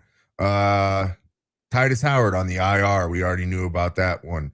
Derek Stingley Jr., IR. Hassan Ridgeway, defensive tackle, IR. Juice Scruggs, center, IR. Kenyon Green, guard, IR. You've got, and I went back a little bit in time with some of these, but like this is already a depleted offensive line. Yeah. But the offensive line is going to be hurting. They are a very injured team right now. I probably would have liked the Texans in this game if it wasn't for that. But the stats that I gave about Tomlin doing well against rookie quarterbacks, the injuries there to the Texans, the Steelers playing good on the road, and Kenny Pickett just becoming the franchise guy that everyone expected him to be, throwing 2 touchdowns. For me, this is Matt Pittsburgh. Canada. This is Pittsburgh for me. I am not fucking dropping those points though, because Pittsburgh is a bad team. Good defense, and that TJ Watt-led crew is going to give Stroud a run for his money this week. But in general, Steelers not a very good team. Yeah, so they're just going to win this one because they're going to win this game. The Steelers are going to win this game. I'm joining you on the money line. They are a better team. The Texans are badly hurt. Their offensive line is terrible when they have TJ, and the Steelers have TJ Watt. It's very difficult to deal with that. The Browns are a better team than the Steelers, but when you cannot block their edge rushers, you have a very tough time. It's what we couldn't do, and the Texans are going to have just as much of a problem with that as we did. I think CJ Stroud has shown that he can be a dude in the NFL. He's looked fantastic so far, but Mike Tomlin is an excellent defensive head coach. He's going to have these guys ready. They can play defense still very well. Even though they are getting old up there in Pittsburgh, they're still going to be pretty goddamn good. Pittsburgh, money line. I don't need to say much else. I'm ready to move on to the next game if you are. All right. Next game up, we have the Raiders versus the Chargers. We've been played in Inglewood, California. It's a home game-ish for the Chargers because we know that it's really not much of a home game for those LA teams. The line is currently, according to Caesars, LA Chargers -5 points, over under of 48.5. And I do have some fun and interesting stats for this one. Las Vegas is 5-1 against the spread in their last 6 divisional games. The quarterback for the Raiders for this game, probably not going to be Garoppolo. So we're looking at either Brian Hoyer or rookie Aiden O'Connell, who O'Connell looked really good this preseason. So that will be interesting for Raiders fans because a lot of them are not on board with the Jimmy G situation. And then the best stat, the one that you can really take to the bank, is that Josh McDaniels and Brandon Staley are both tied for being the biggest dipshit coaches in the NFL, closely followed by Mike McCarthy. Again, you can stat check me, verify me on that one. You have Mike McDaniels, who, we're down 8 points. Let's go ahead and punt the ball with 2 minutes left. Not Mike McDaniels. Josh. Yeah, correct. Sorry. That's shame on me. I like Mike McDaniels. Josh McDaniels. The dipshit McDaniels is obviously who I'm talking about here. You also have Brandon Staley last week, which the Vikings needed to score a touchdown in order to, I can't remember, tie up the game or win the game. And so they were down by 8. Either way, Chargers had the ball, 4th down. It was like 4th and 3 or something like that. Not like a 4th and gimme by any means. And he decides to go for it instead of punting and giving us a long field where we are running out of clock and time, don't have the timeouts, things like that. He decides to go for it because analytics says to. But it's okay to punt, man. It's okay to punt and let your defense try to stop the Vikings offense. It ended up working out for them. They lost that 4th down and gave the ball up to the Vikings, but it worked out for them just because the Vikings beat themselves like they have every fucking game this year. Either way, bonehead move. Like, fucking, again, Brandon Staley was playing for his job last week, and he still had a coaching job because he got a win. But he did not do anything to make himself look better, in my opinion. Like, McDaniels and Staley, this is the dog shit coach bowl. But again, Chargers are expected to win by 5 points, or the line is Chargers -5. And they did just lose Mike Williams for the year with an ACL tear, which sucks for fantasy owners. But I think that the Chargers are probably the better team here, but not by 5 points. Austin Eckler also not playing in this game. And I've made the point that Josh Kelly is not looking very good at all this year. They don't have any running backs looking good this year. Austin Eckler is the dude there. And if he's not playing, that offense is severely hampered. Josh Palmer will step in some to replace Mike Williams. You got some Quentin Johnson in there. And obviously Gerald Everett at tight end. So I'm taking the Chargers to win this one, but I am not dropping those points because I think that team is still not going to be firing on all cylinders like they should be because of Austin Eckler and Mike Williams not being there.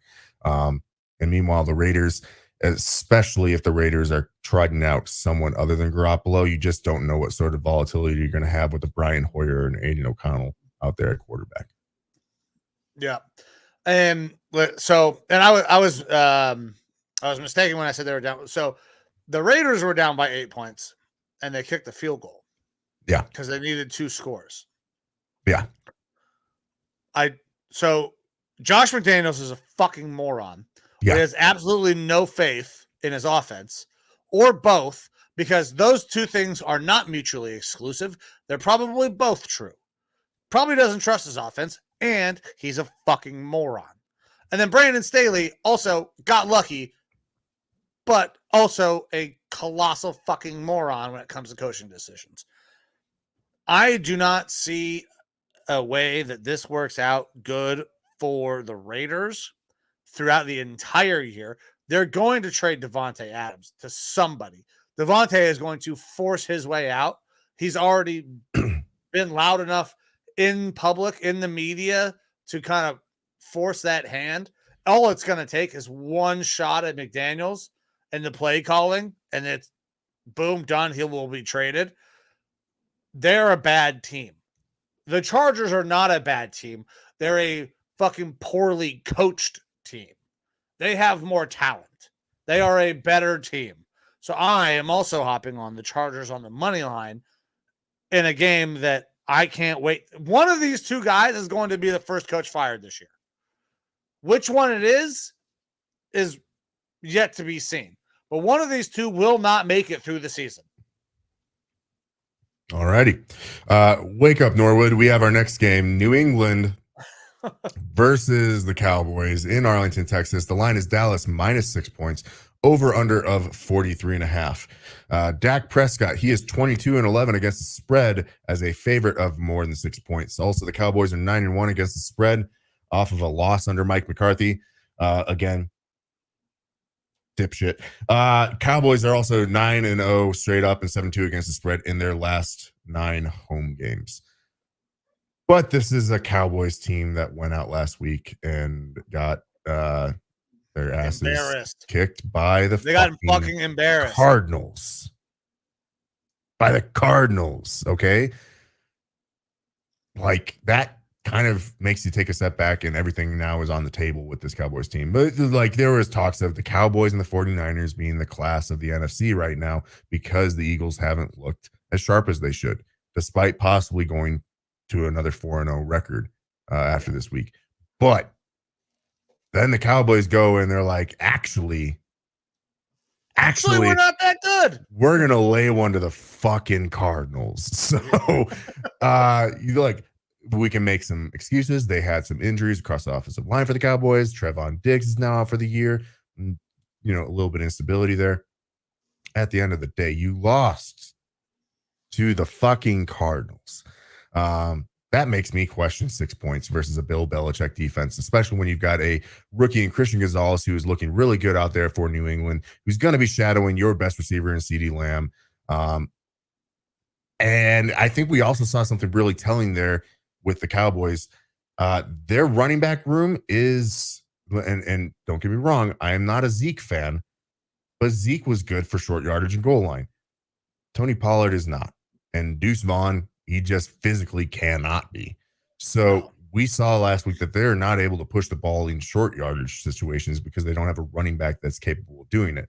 The one guy that could possibly do this for them is Dak Prescott, but ever since that ankle injury, he seems like he is very scared to run the ball. He had an easy touchdown last week that he could have ran for and elected not to. And I think he's scared to run the ball because of that fucking ankle. The Cowboys, probably a better team here. It's probably a better bet for them to win. I'm going to take the Patriots plus the points in this one, though. Woo! I think the Cowboys will win, but Patriots plus the points in this one because after that week last week, yes. Mate, hold on. You said hold it was on. 6 or 6.5? 6. I just got a little bullish there. Hold on. Take that off the board. Let me think about this. Let it go. Let it ride, baby. Let me think about this because then I was just like, wait a second. Micah Parsons is going to fucking completely destroy Mac Jones. Let it ride. All right. Yeah, fuck it. Patriots plus 6. Okay. So the line that I see, I've got 6.5 on multiple sources. Do you want the 6.5? Do you want the hook? Do you want the extra half? Yeah, if I can have it, I'll take it. Okay.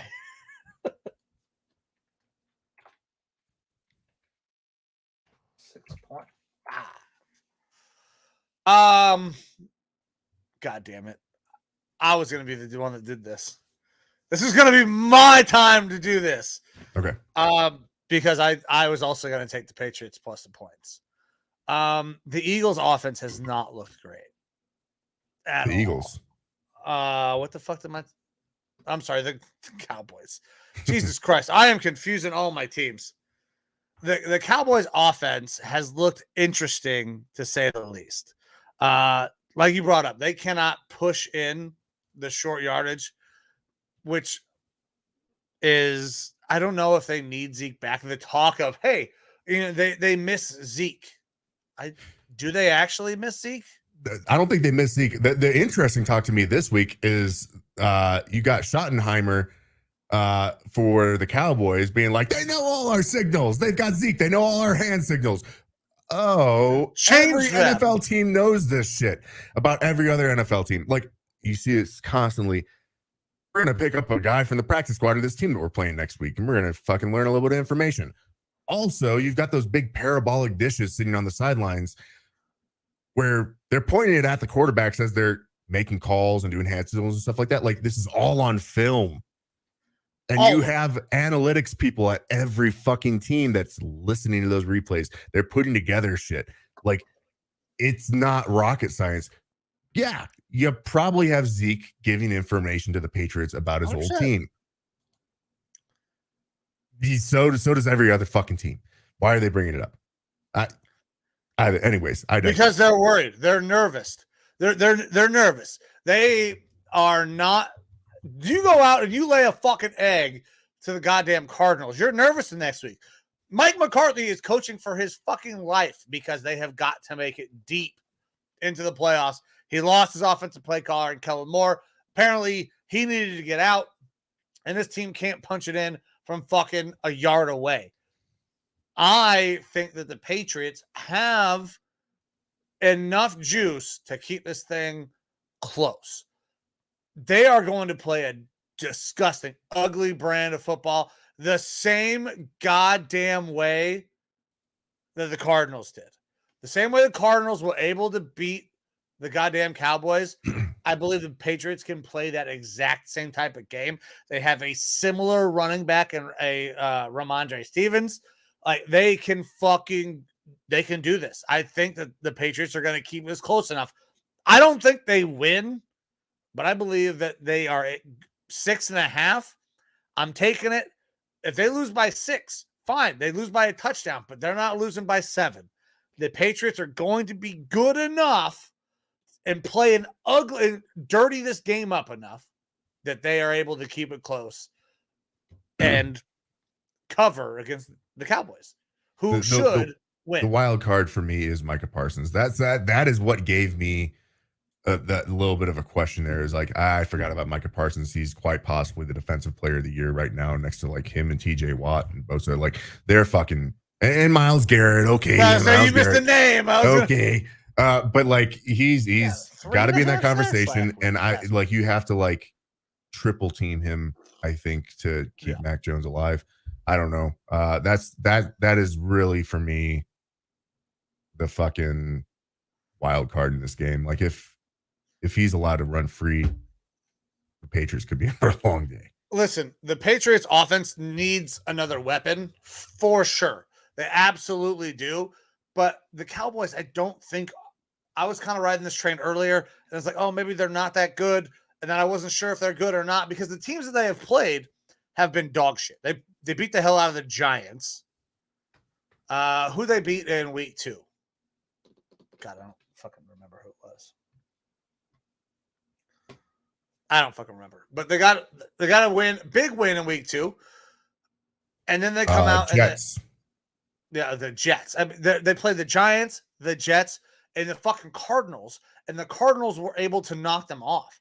Are the Cowboys actually any fucking good?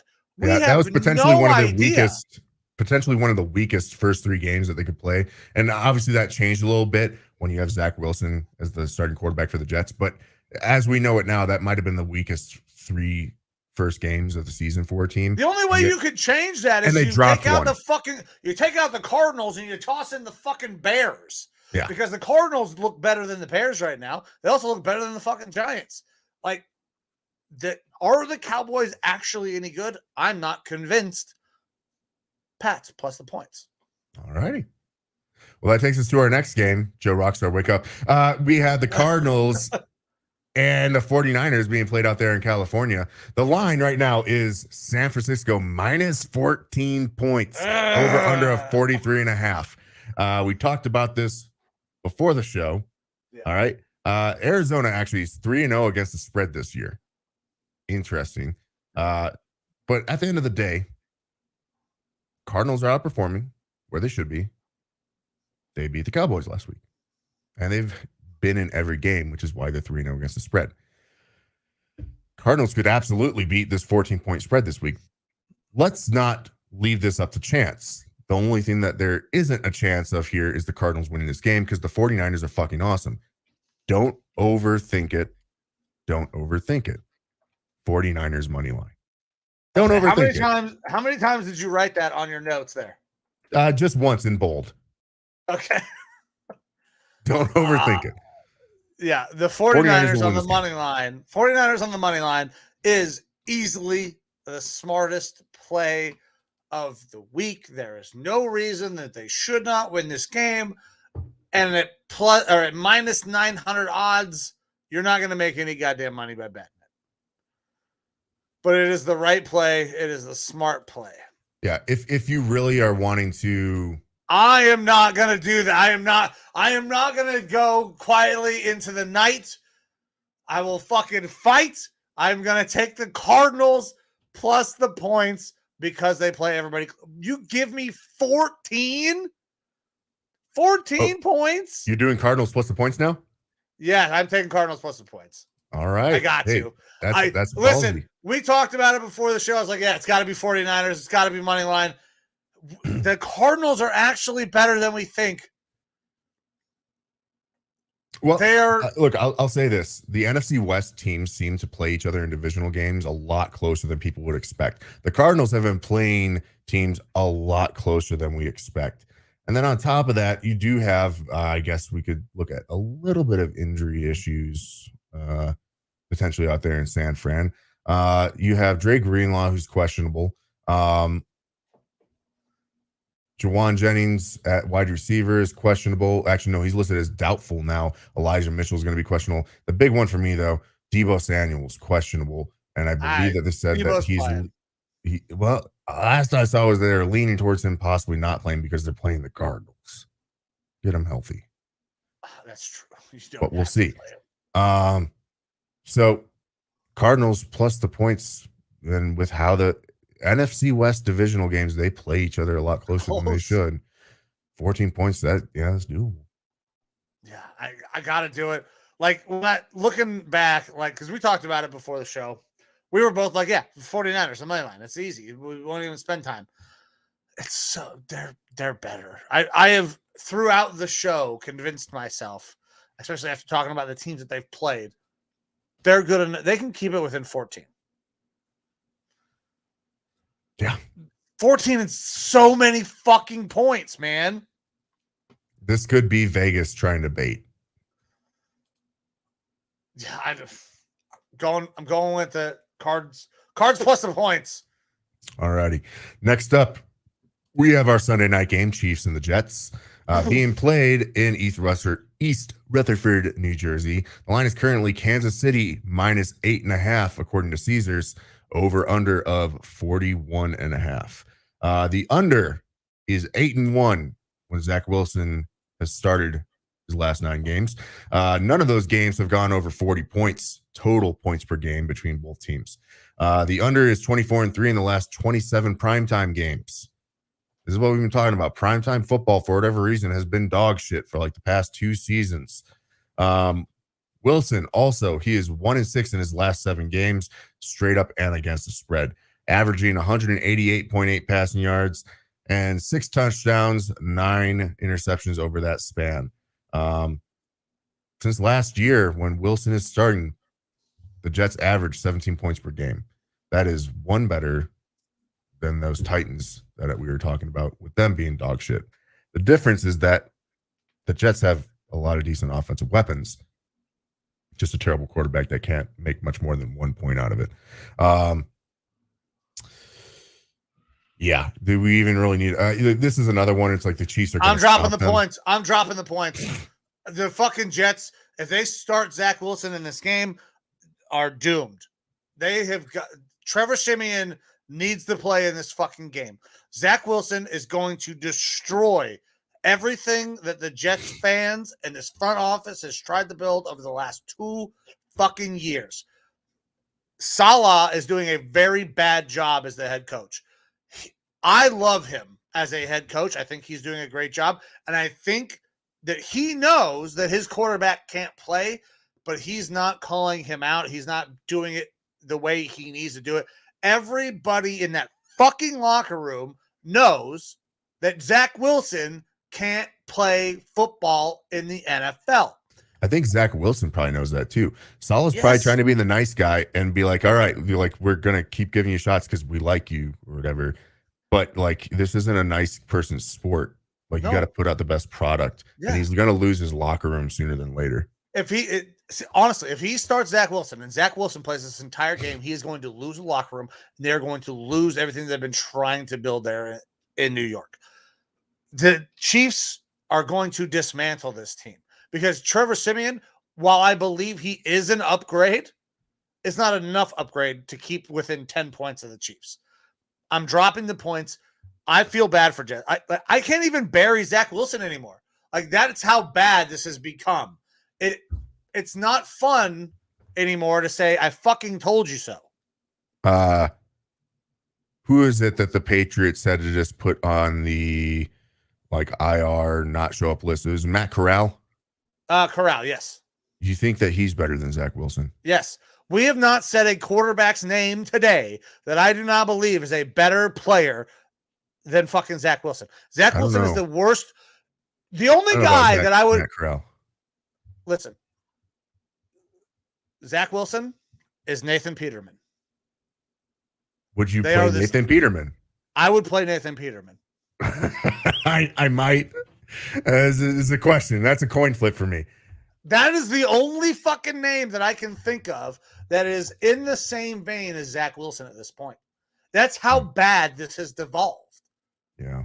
I can't even enjoy being right anymore because he's so bad. That's how bad it is. Chiefs, minus the points, they're going to murder them, especially if Zach Wilson starts. Well, it's Chiefs money line for me. I don't feel great about the 8.5 points with the hook, just because this could be Chiefs are going to win. It's just could be a much lower scoring game because Zach Wilson, the stats I gave out, primetime games tend to be boring, low scoring. Zach Wilson obviously not going to put up a lot of points with his team. The Chiefs should be able to win this 30-3. But even then, it could just be low enough scoring that we don't see that spread happen. Are the Chiefs a 8.5 point better team? 100%.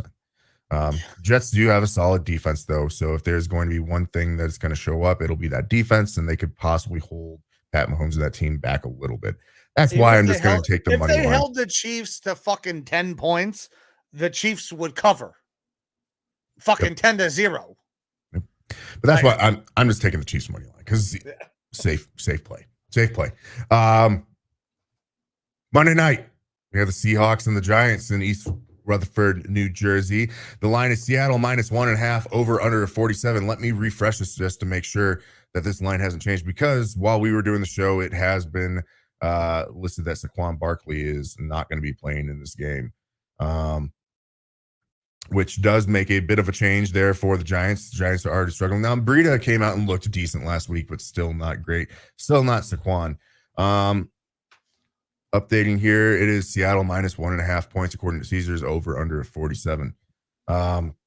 Seattle, they have allowed a touchdown 100% of the times this year that a team has entered the red zone. They are 7-7. Right now, worst red zone defense out there. The Giants have not scored a touchdown in the first half of any game this year. Giants, dog shit. Seattle, they're past 9 primetime games, though. They're 8-0-1 on the under, and they average 17 points per game. Seattle, not good in primetime right now.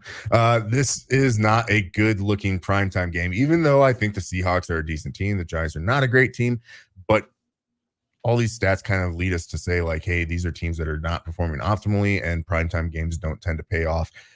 So the over under of 47, that is one that you might want to look at the under if you wanted to bet that.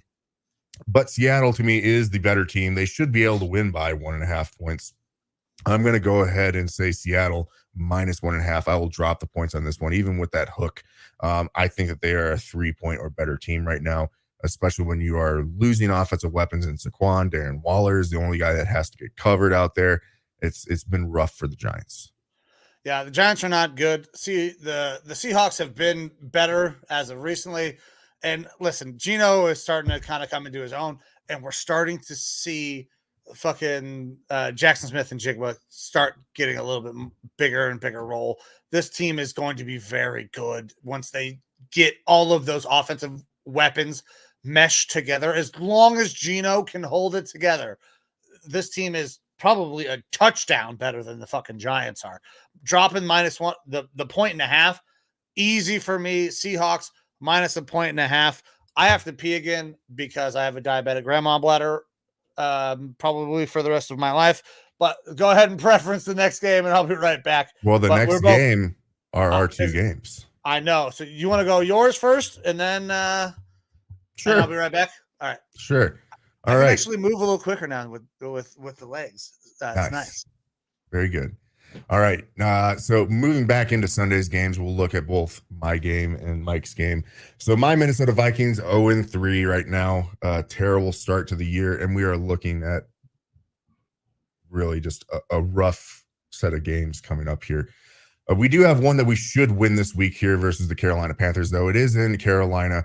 But after that, we have the Chiefs, the Bears, and then the 49ers. So we could potentially get this one versus the Panthers, and we should get this one versus the Bears in a couple weeks. But the Chiefs, the 49ers, those are going to be really tough games. We could be at week 7 and looking at a 2-5 record, which is fucking tough. Pretty fucking tough. The good news for Vikings fans, though, is that we've only lost these games by 1 score, and we have beaten ourselves in every single game. I can't truly say that any of these teams have beat us. It has been the most fluky and negatively fluky beginning to a year for my team that I've ever seen. And I can't sit here and bank on flukes continuing to happen. Those turnovers, you start out the game with a TJ Hawkinson fumble and end the game with a TJ Hawkinson tipped ball that ends up going for an interception to end the game. These sorts of flukes just are not going to continue happening. Uplift for the Vikings is that Dalton Reisner has been practicing at both left guard and right guard this week and could rotate in as necessary in this game, so we could get a little bit of offensive line help. Cam Akers also expected to be making his debut this week, and we'll see what happens with him. He's got that familiarity with Kevin O'Connell. The Vikings are way better than an 0-3 team, but this is a hole that I'm not sure that we can work ourselves out of to make ourselves a playoff team. It would be very difficult. We kind of have to close to run the board here. And with the Lions being in the NFC with North, how the Lions are playing, the best case that we're looking for here is a wild card berth, I think, if we were to start playing to our full potential and not having all these fluky turnovers. Panthers, I believe Bryce Young is going to be playing, but I'm not positive on that one. Don't quote me. I actually should be. From everything I've seen, he's going to be back this week. But Andy Dalton was able to go out there, really connect with Adam Thielen last week. Adam Thielen put up a great week last week. And this is, I don't want to call it a revenge game for Thielen, but he's going to be going up against his old team. So obviously there's something going to be going there. The line is currently Minnesota -4 over under a 46.5. I'm taking Vikings money line. I think that this, again, we should win this game. We're a better team. We should have won all of the past 3 of our games. But hey, if my aunt had a dick, she'd be my uncle. We should have fucking won those games, but we didn't. We're the fucking losers here. That's why we're 0-3. All right. We need this win. Like I said, in order for us to get 2-5 over 7 games, we need this win. And then in 2 weeks, we need to beat the Bears because we have a bookend of the Chiefs and the 49ers around that. It is not a easy slog here. But to me, Vikings are the better team. We've performed like the better team. You have Kirk Cousins, who is the NFL's passing yard and touchdown leader right now. You have Danielle Hunter, who is second in sacks in the league. You have Justin Jefferson putting up a phenomenal year as a receiver. We are the better team. We should win this game. So money line. But I can't trust any of these spreads anymore. All of our games have been 1-score games. And then that would leave us as a 1-score game again with the -4 points. So I'm not doing it. Yeah, so I'm going to also ride Vikings money line. I need Jettas to get in the end zone more. I don't know why he's not. Yeah, he got his first touchdown. I think part of it is that we just have a lot more diversity on the offense, a lot of other players that can be making plays other than just him and getting those touchdowns. He's obviously going to be looked at, double covered, triple covered, especially when you get closer to the end zone. So that's probably taking away some of those opportunities. But he did get his first one last week, so that was nice. Yeah, I need him to get more. But yeah, you guys are the better team. You guys have been the better team for a lot of the games you have played. You just haven't played like the better team. Because turnovers have fucking killed you. Listen, the Panthers are going to be a team that will be scrappy with a lot of teams. But Bryce should be back this week. And listen, it's no disrespect to Bryce. I don't hold Bryce in the same vein that I would hold some of these other quarterbacks that I have very blatantly said absolutely do not draft. But I was not a big fan of Bryce during the draft process, and he hasn't really changed my mind about any of the things that I had worries about him coming into the season. Like, he still doesn't have the elite arm strength that I would hope to see, like, from a guy that is if you're going to be undersized, you got to have something. And the accuracy is not elite. The arm strength's not elite, but he's an elite processor. But does he have enough juice to get the ball out to where it needs to go? That hasn't happened. And you guys are playing better on defense. Well, not drastically better. It is better, although probably even more boomer bust than it was last year because you're taking so many more risks. Last year was just bust. Last year was just bust. Yeah, probably. So Vikings on the money line, they're the better team. They have way more weapons. Like, as long as you guys don't fucking kill yourselves in this game again and don't turn the ball over, 3 times. Have you guys had less than 3 turnovers in a game yet? I don't know. I would assume not. Yeah, it's insane. So you guys should win. Stop turning the ball over. Absolutely. All right. That takes us to our last game. We have the Ravens going into Cleveland. Mike will be at the game. Line is currently on Caesars. Cleveland -2. Over under of 39. Low scoring game. All right. Before you get into your full analysis of your team here, I'll go through with my stats that I have, which is a significant amount. Ravens, they're 19-3-1 against the spread in their last 23 games as an underdog. And they're, excuse me, and they're 14-4 against the spread as a dog in divisional games. Cleveland, however, has the fewest yards allowed in their first 3 games since the 99 Bucks. You guys have only allowed 471 yards in those first 3 games, which is phenomenal because sometimes 471 yards, you can expect that from one game. If you're the Broncos. Sure. Playing the Dolphins. Cleveland, 41% pressure. That's 5th in the NFL for pressure rate. Meanwhile, Lamar's passer rating versus pressure is 21.9, the 3rd lowest in the NFL. And then Cleveland, their past 6 home games, they're 5-1 straight up and against the spread, 5-0-1 for the under, and they're averaging 21.5 points per game. Now, we saw a little bit more life out of Deshaun Watson last week. God, a lot more life. Which is an uplifting thing. I still don't think that he is where he should be or where you would expect him to be for what you're paying him and what you traded for. But it's undeniable. This Cleveland defense is legit. They are very fucking good. They are going to be getting after Baltimore, I would assume here. I kind of thought that this point spread was going to be a little bit larger than -2. So I'm taking Cleveland minus the 2 points. I expect Cleveland to win. I expect them to win by at least 3, but I'll take the 2 points. Yeah. So I'm very excited for this game.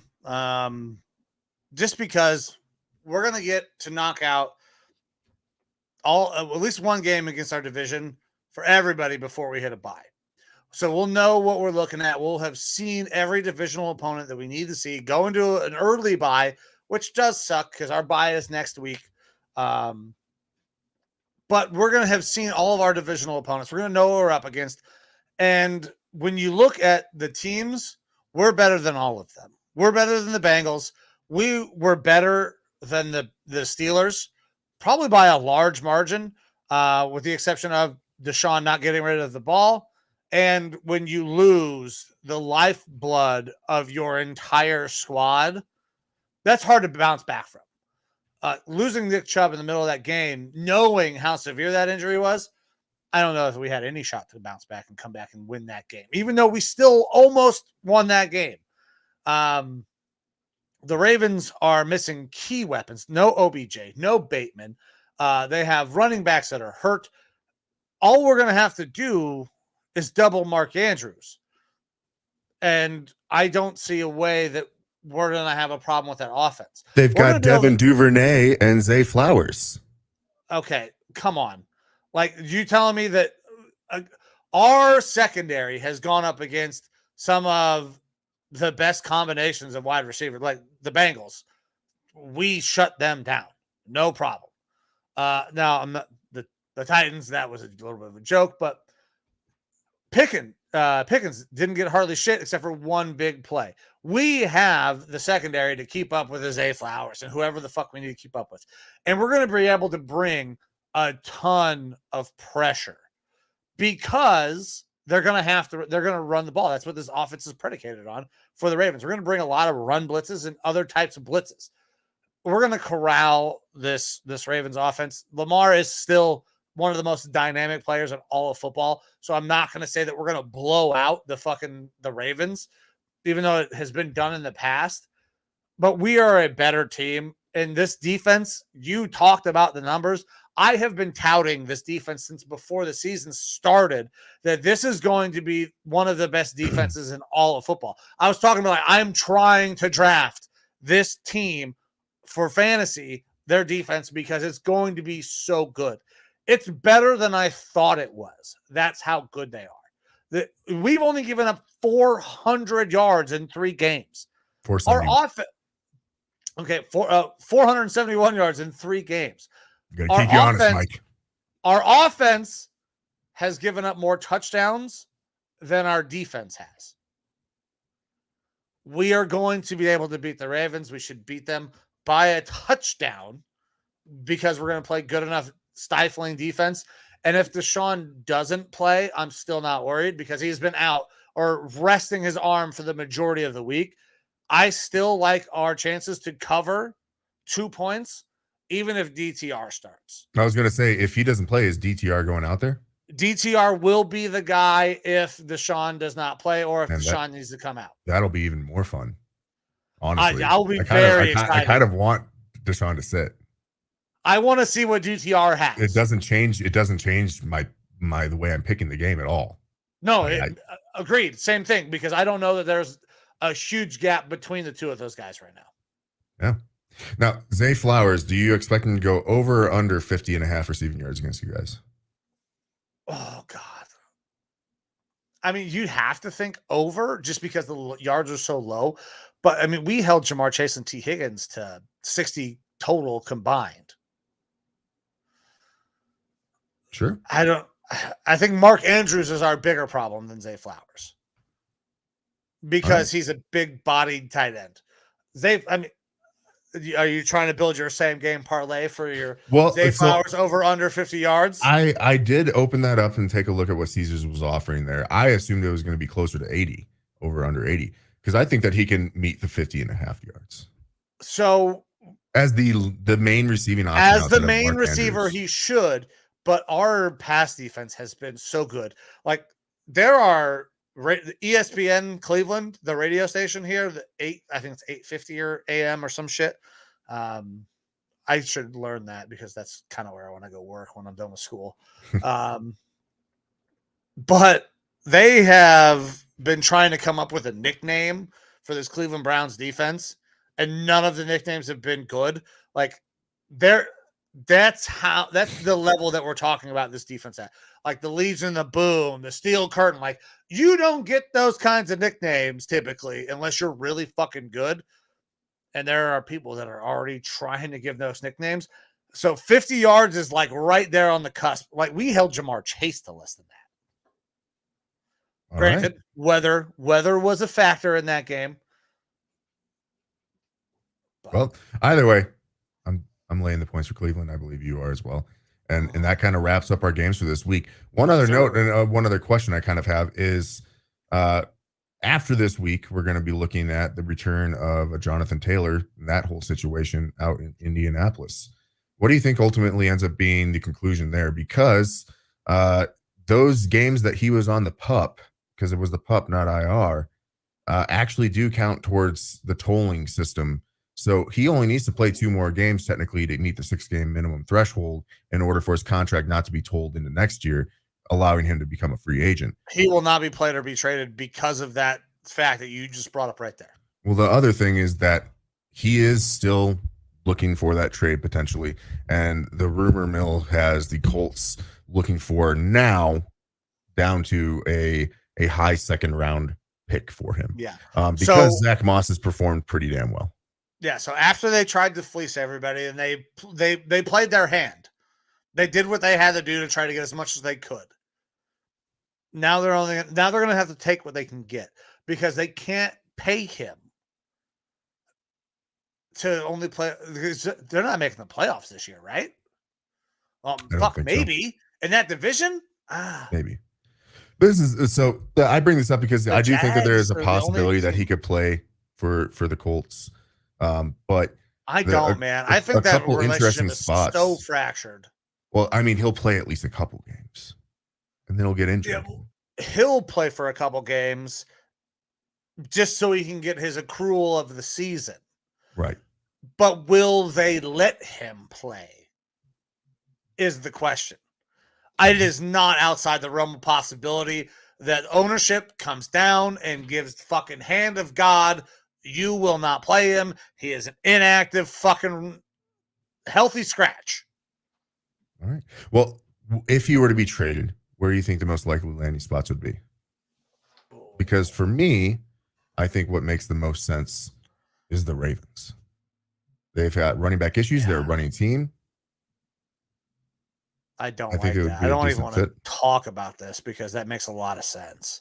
Another option, which I think that, we've banged the table before for this team getting a running back, even though the James Cook, I think the Bills would be a good spot for him. It's going to make Diggs happy. It's going to make Allen's life a little bit easier. It's going to take some of the pressure off of him having to run with the ball and stuff like that. I don't know that they would do that, though, with the way that James Cook is kind of played. I would if I was the GM. But again, I would have done this in past years, with Kareem Hunt and things like that. If you can do it for a second, there's no reason the Bills shouldn't. And it immediately makes them the best. Whoa. No, it doesn't make them the most dynamic offense either. That's still the fucking Dolphins. It narrows the already narrow gap. It's an already narrow gap, and it narrows it further for me, at least. And I say this as a guy who has Jonathan Taylor sitting in his IR slot on his fantasy team. Right. So I know. Trust me, I've been watching. I've been looking around for running backs. I'm trying to decide which receiver I'm going to trade for a running back. Because I went no running back this year. Well, you can try to get Mike Aarons to give you a Jahmyr Gibbs since he's not been doing a whole lot, and see if maybe he'll have something turn out towards the second half of the year. You know what? I actually have a guy. This is a buy low. Flip that. Yeah, I can flip that.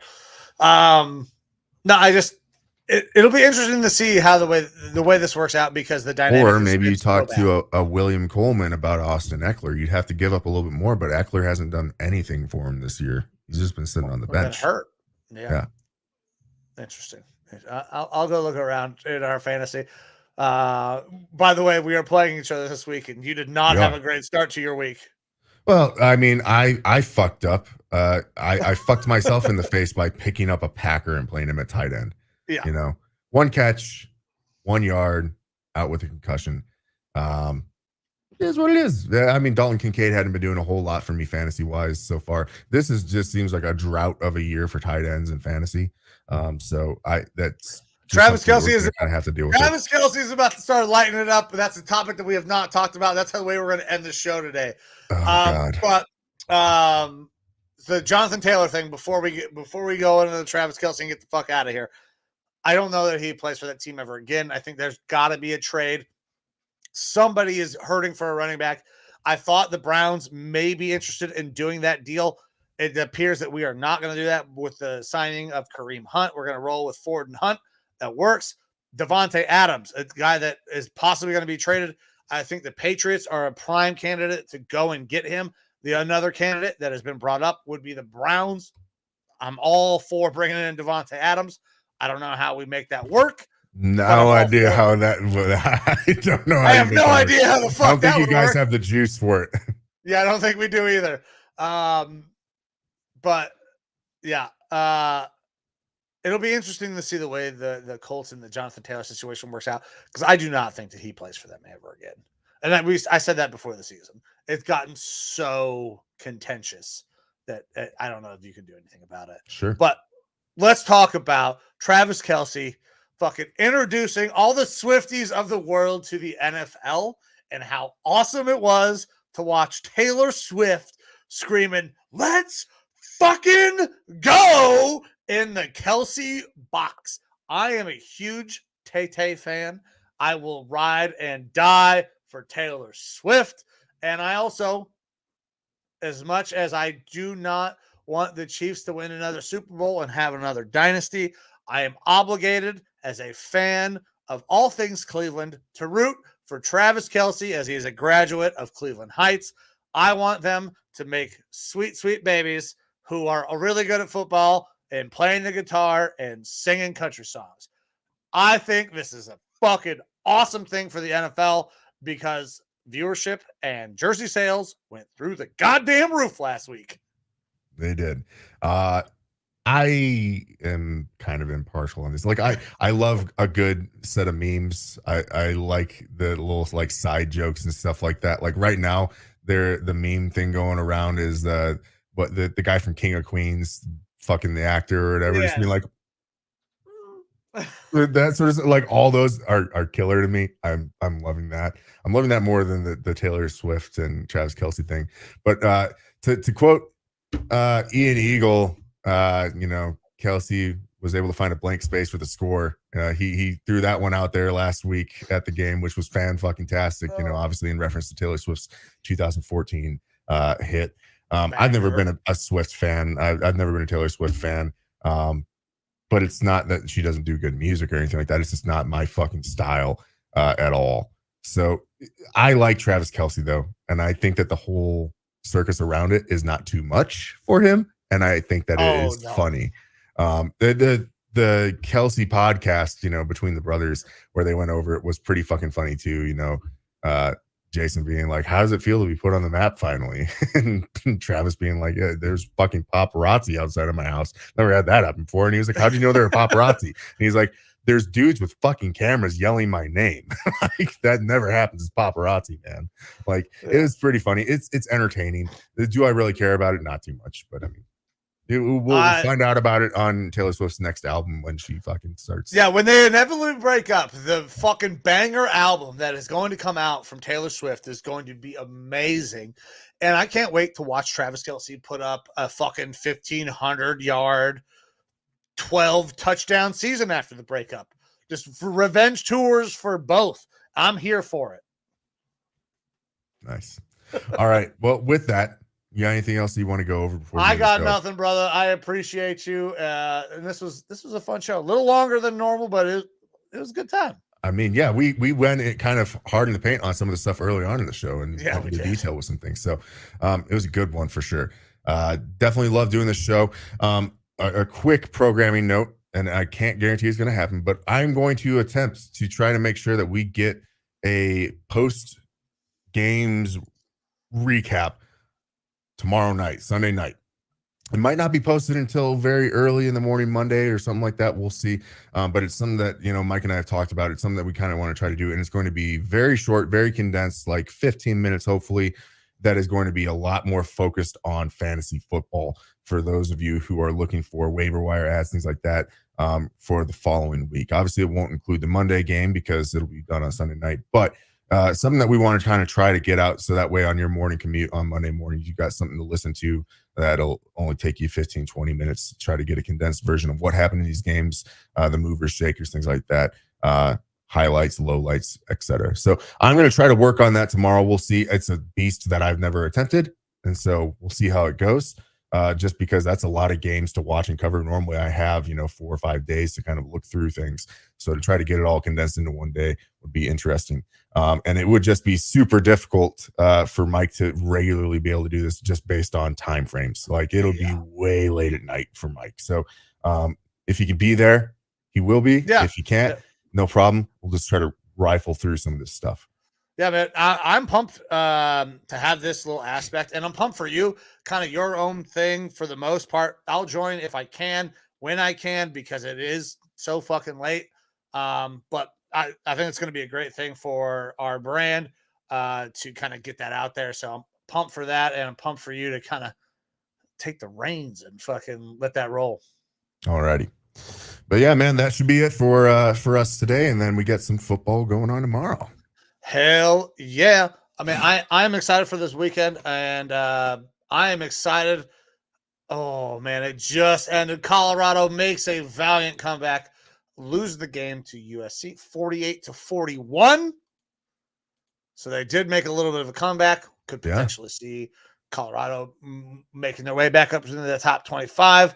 But with that, guys, we're going to get the hell out of here. I'm Mike. That's Evo. This is the Lineman Lounge. We come to you guys every week, especially during the football season. We give you all of our football picks, all of our bets. We're on a little bit of a hot streak wreck now. We're hopefully going to keep that going for you guys. If you want to interact with the show, talk to me, Evo, or anybody else that follows, go to the Facebook. We have a group. Go to the Twitter page at Lineman Lounge. You can follow, subscribe on Twitter. We would greatly appreciate it if everybody would do that. If you want to listen to us, go to any podcast platform, and then all social media platforms. We're there as well. But thank you. We appreciate you. Anytime you spend time with us, we cannot thank you enough. But I got nothing else. Evo, you got anything? No, sir. All right, let's do it. We're getting the fuck out of here. See you.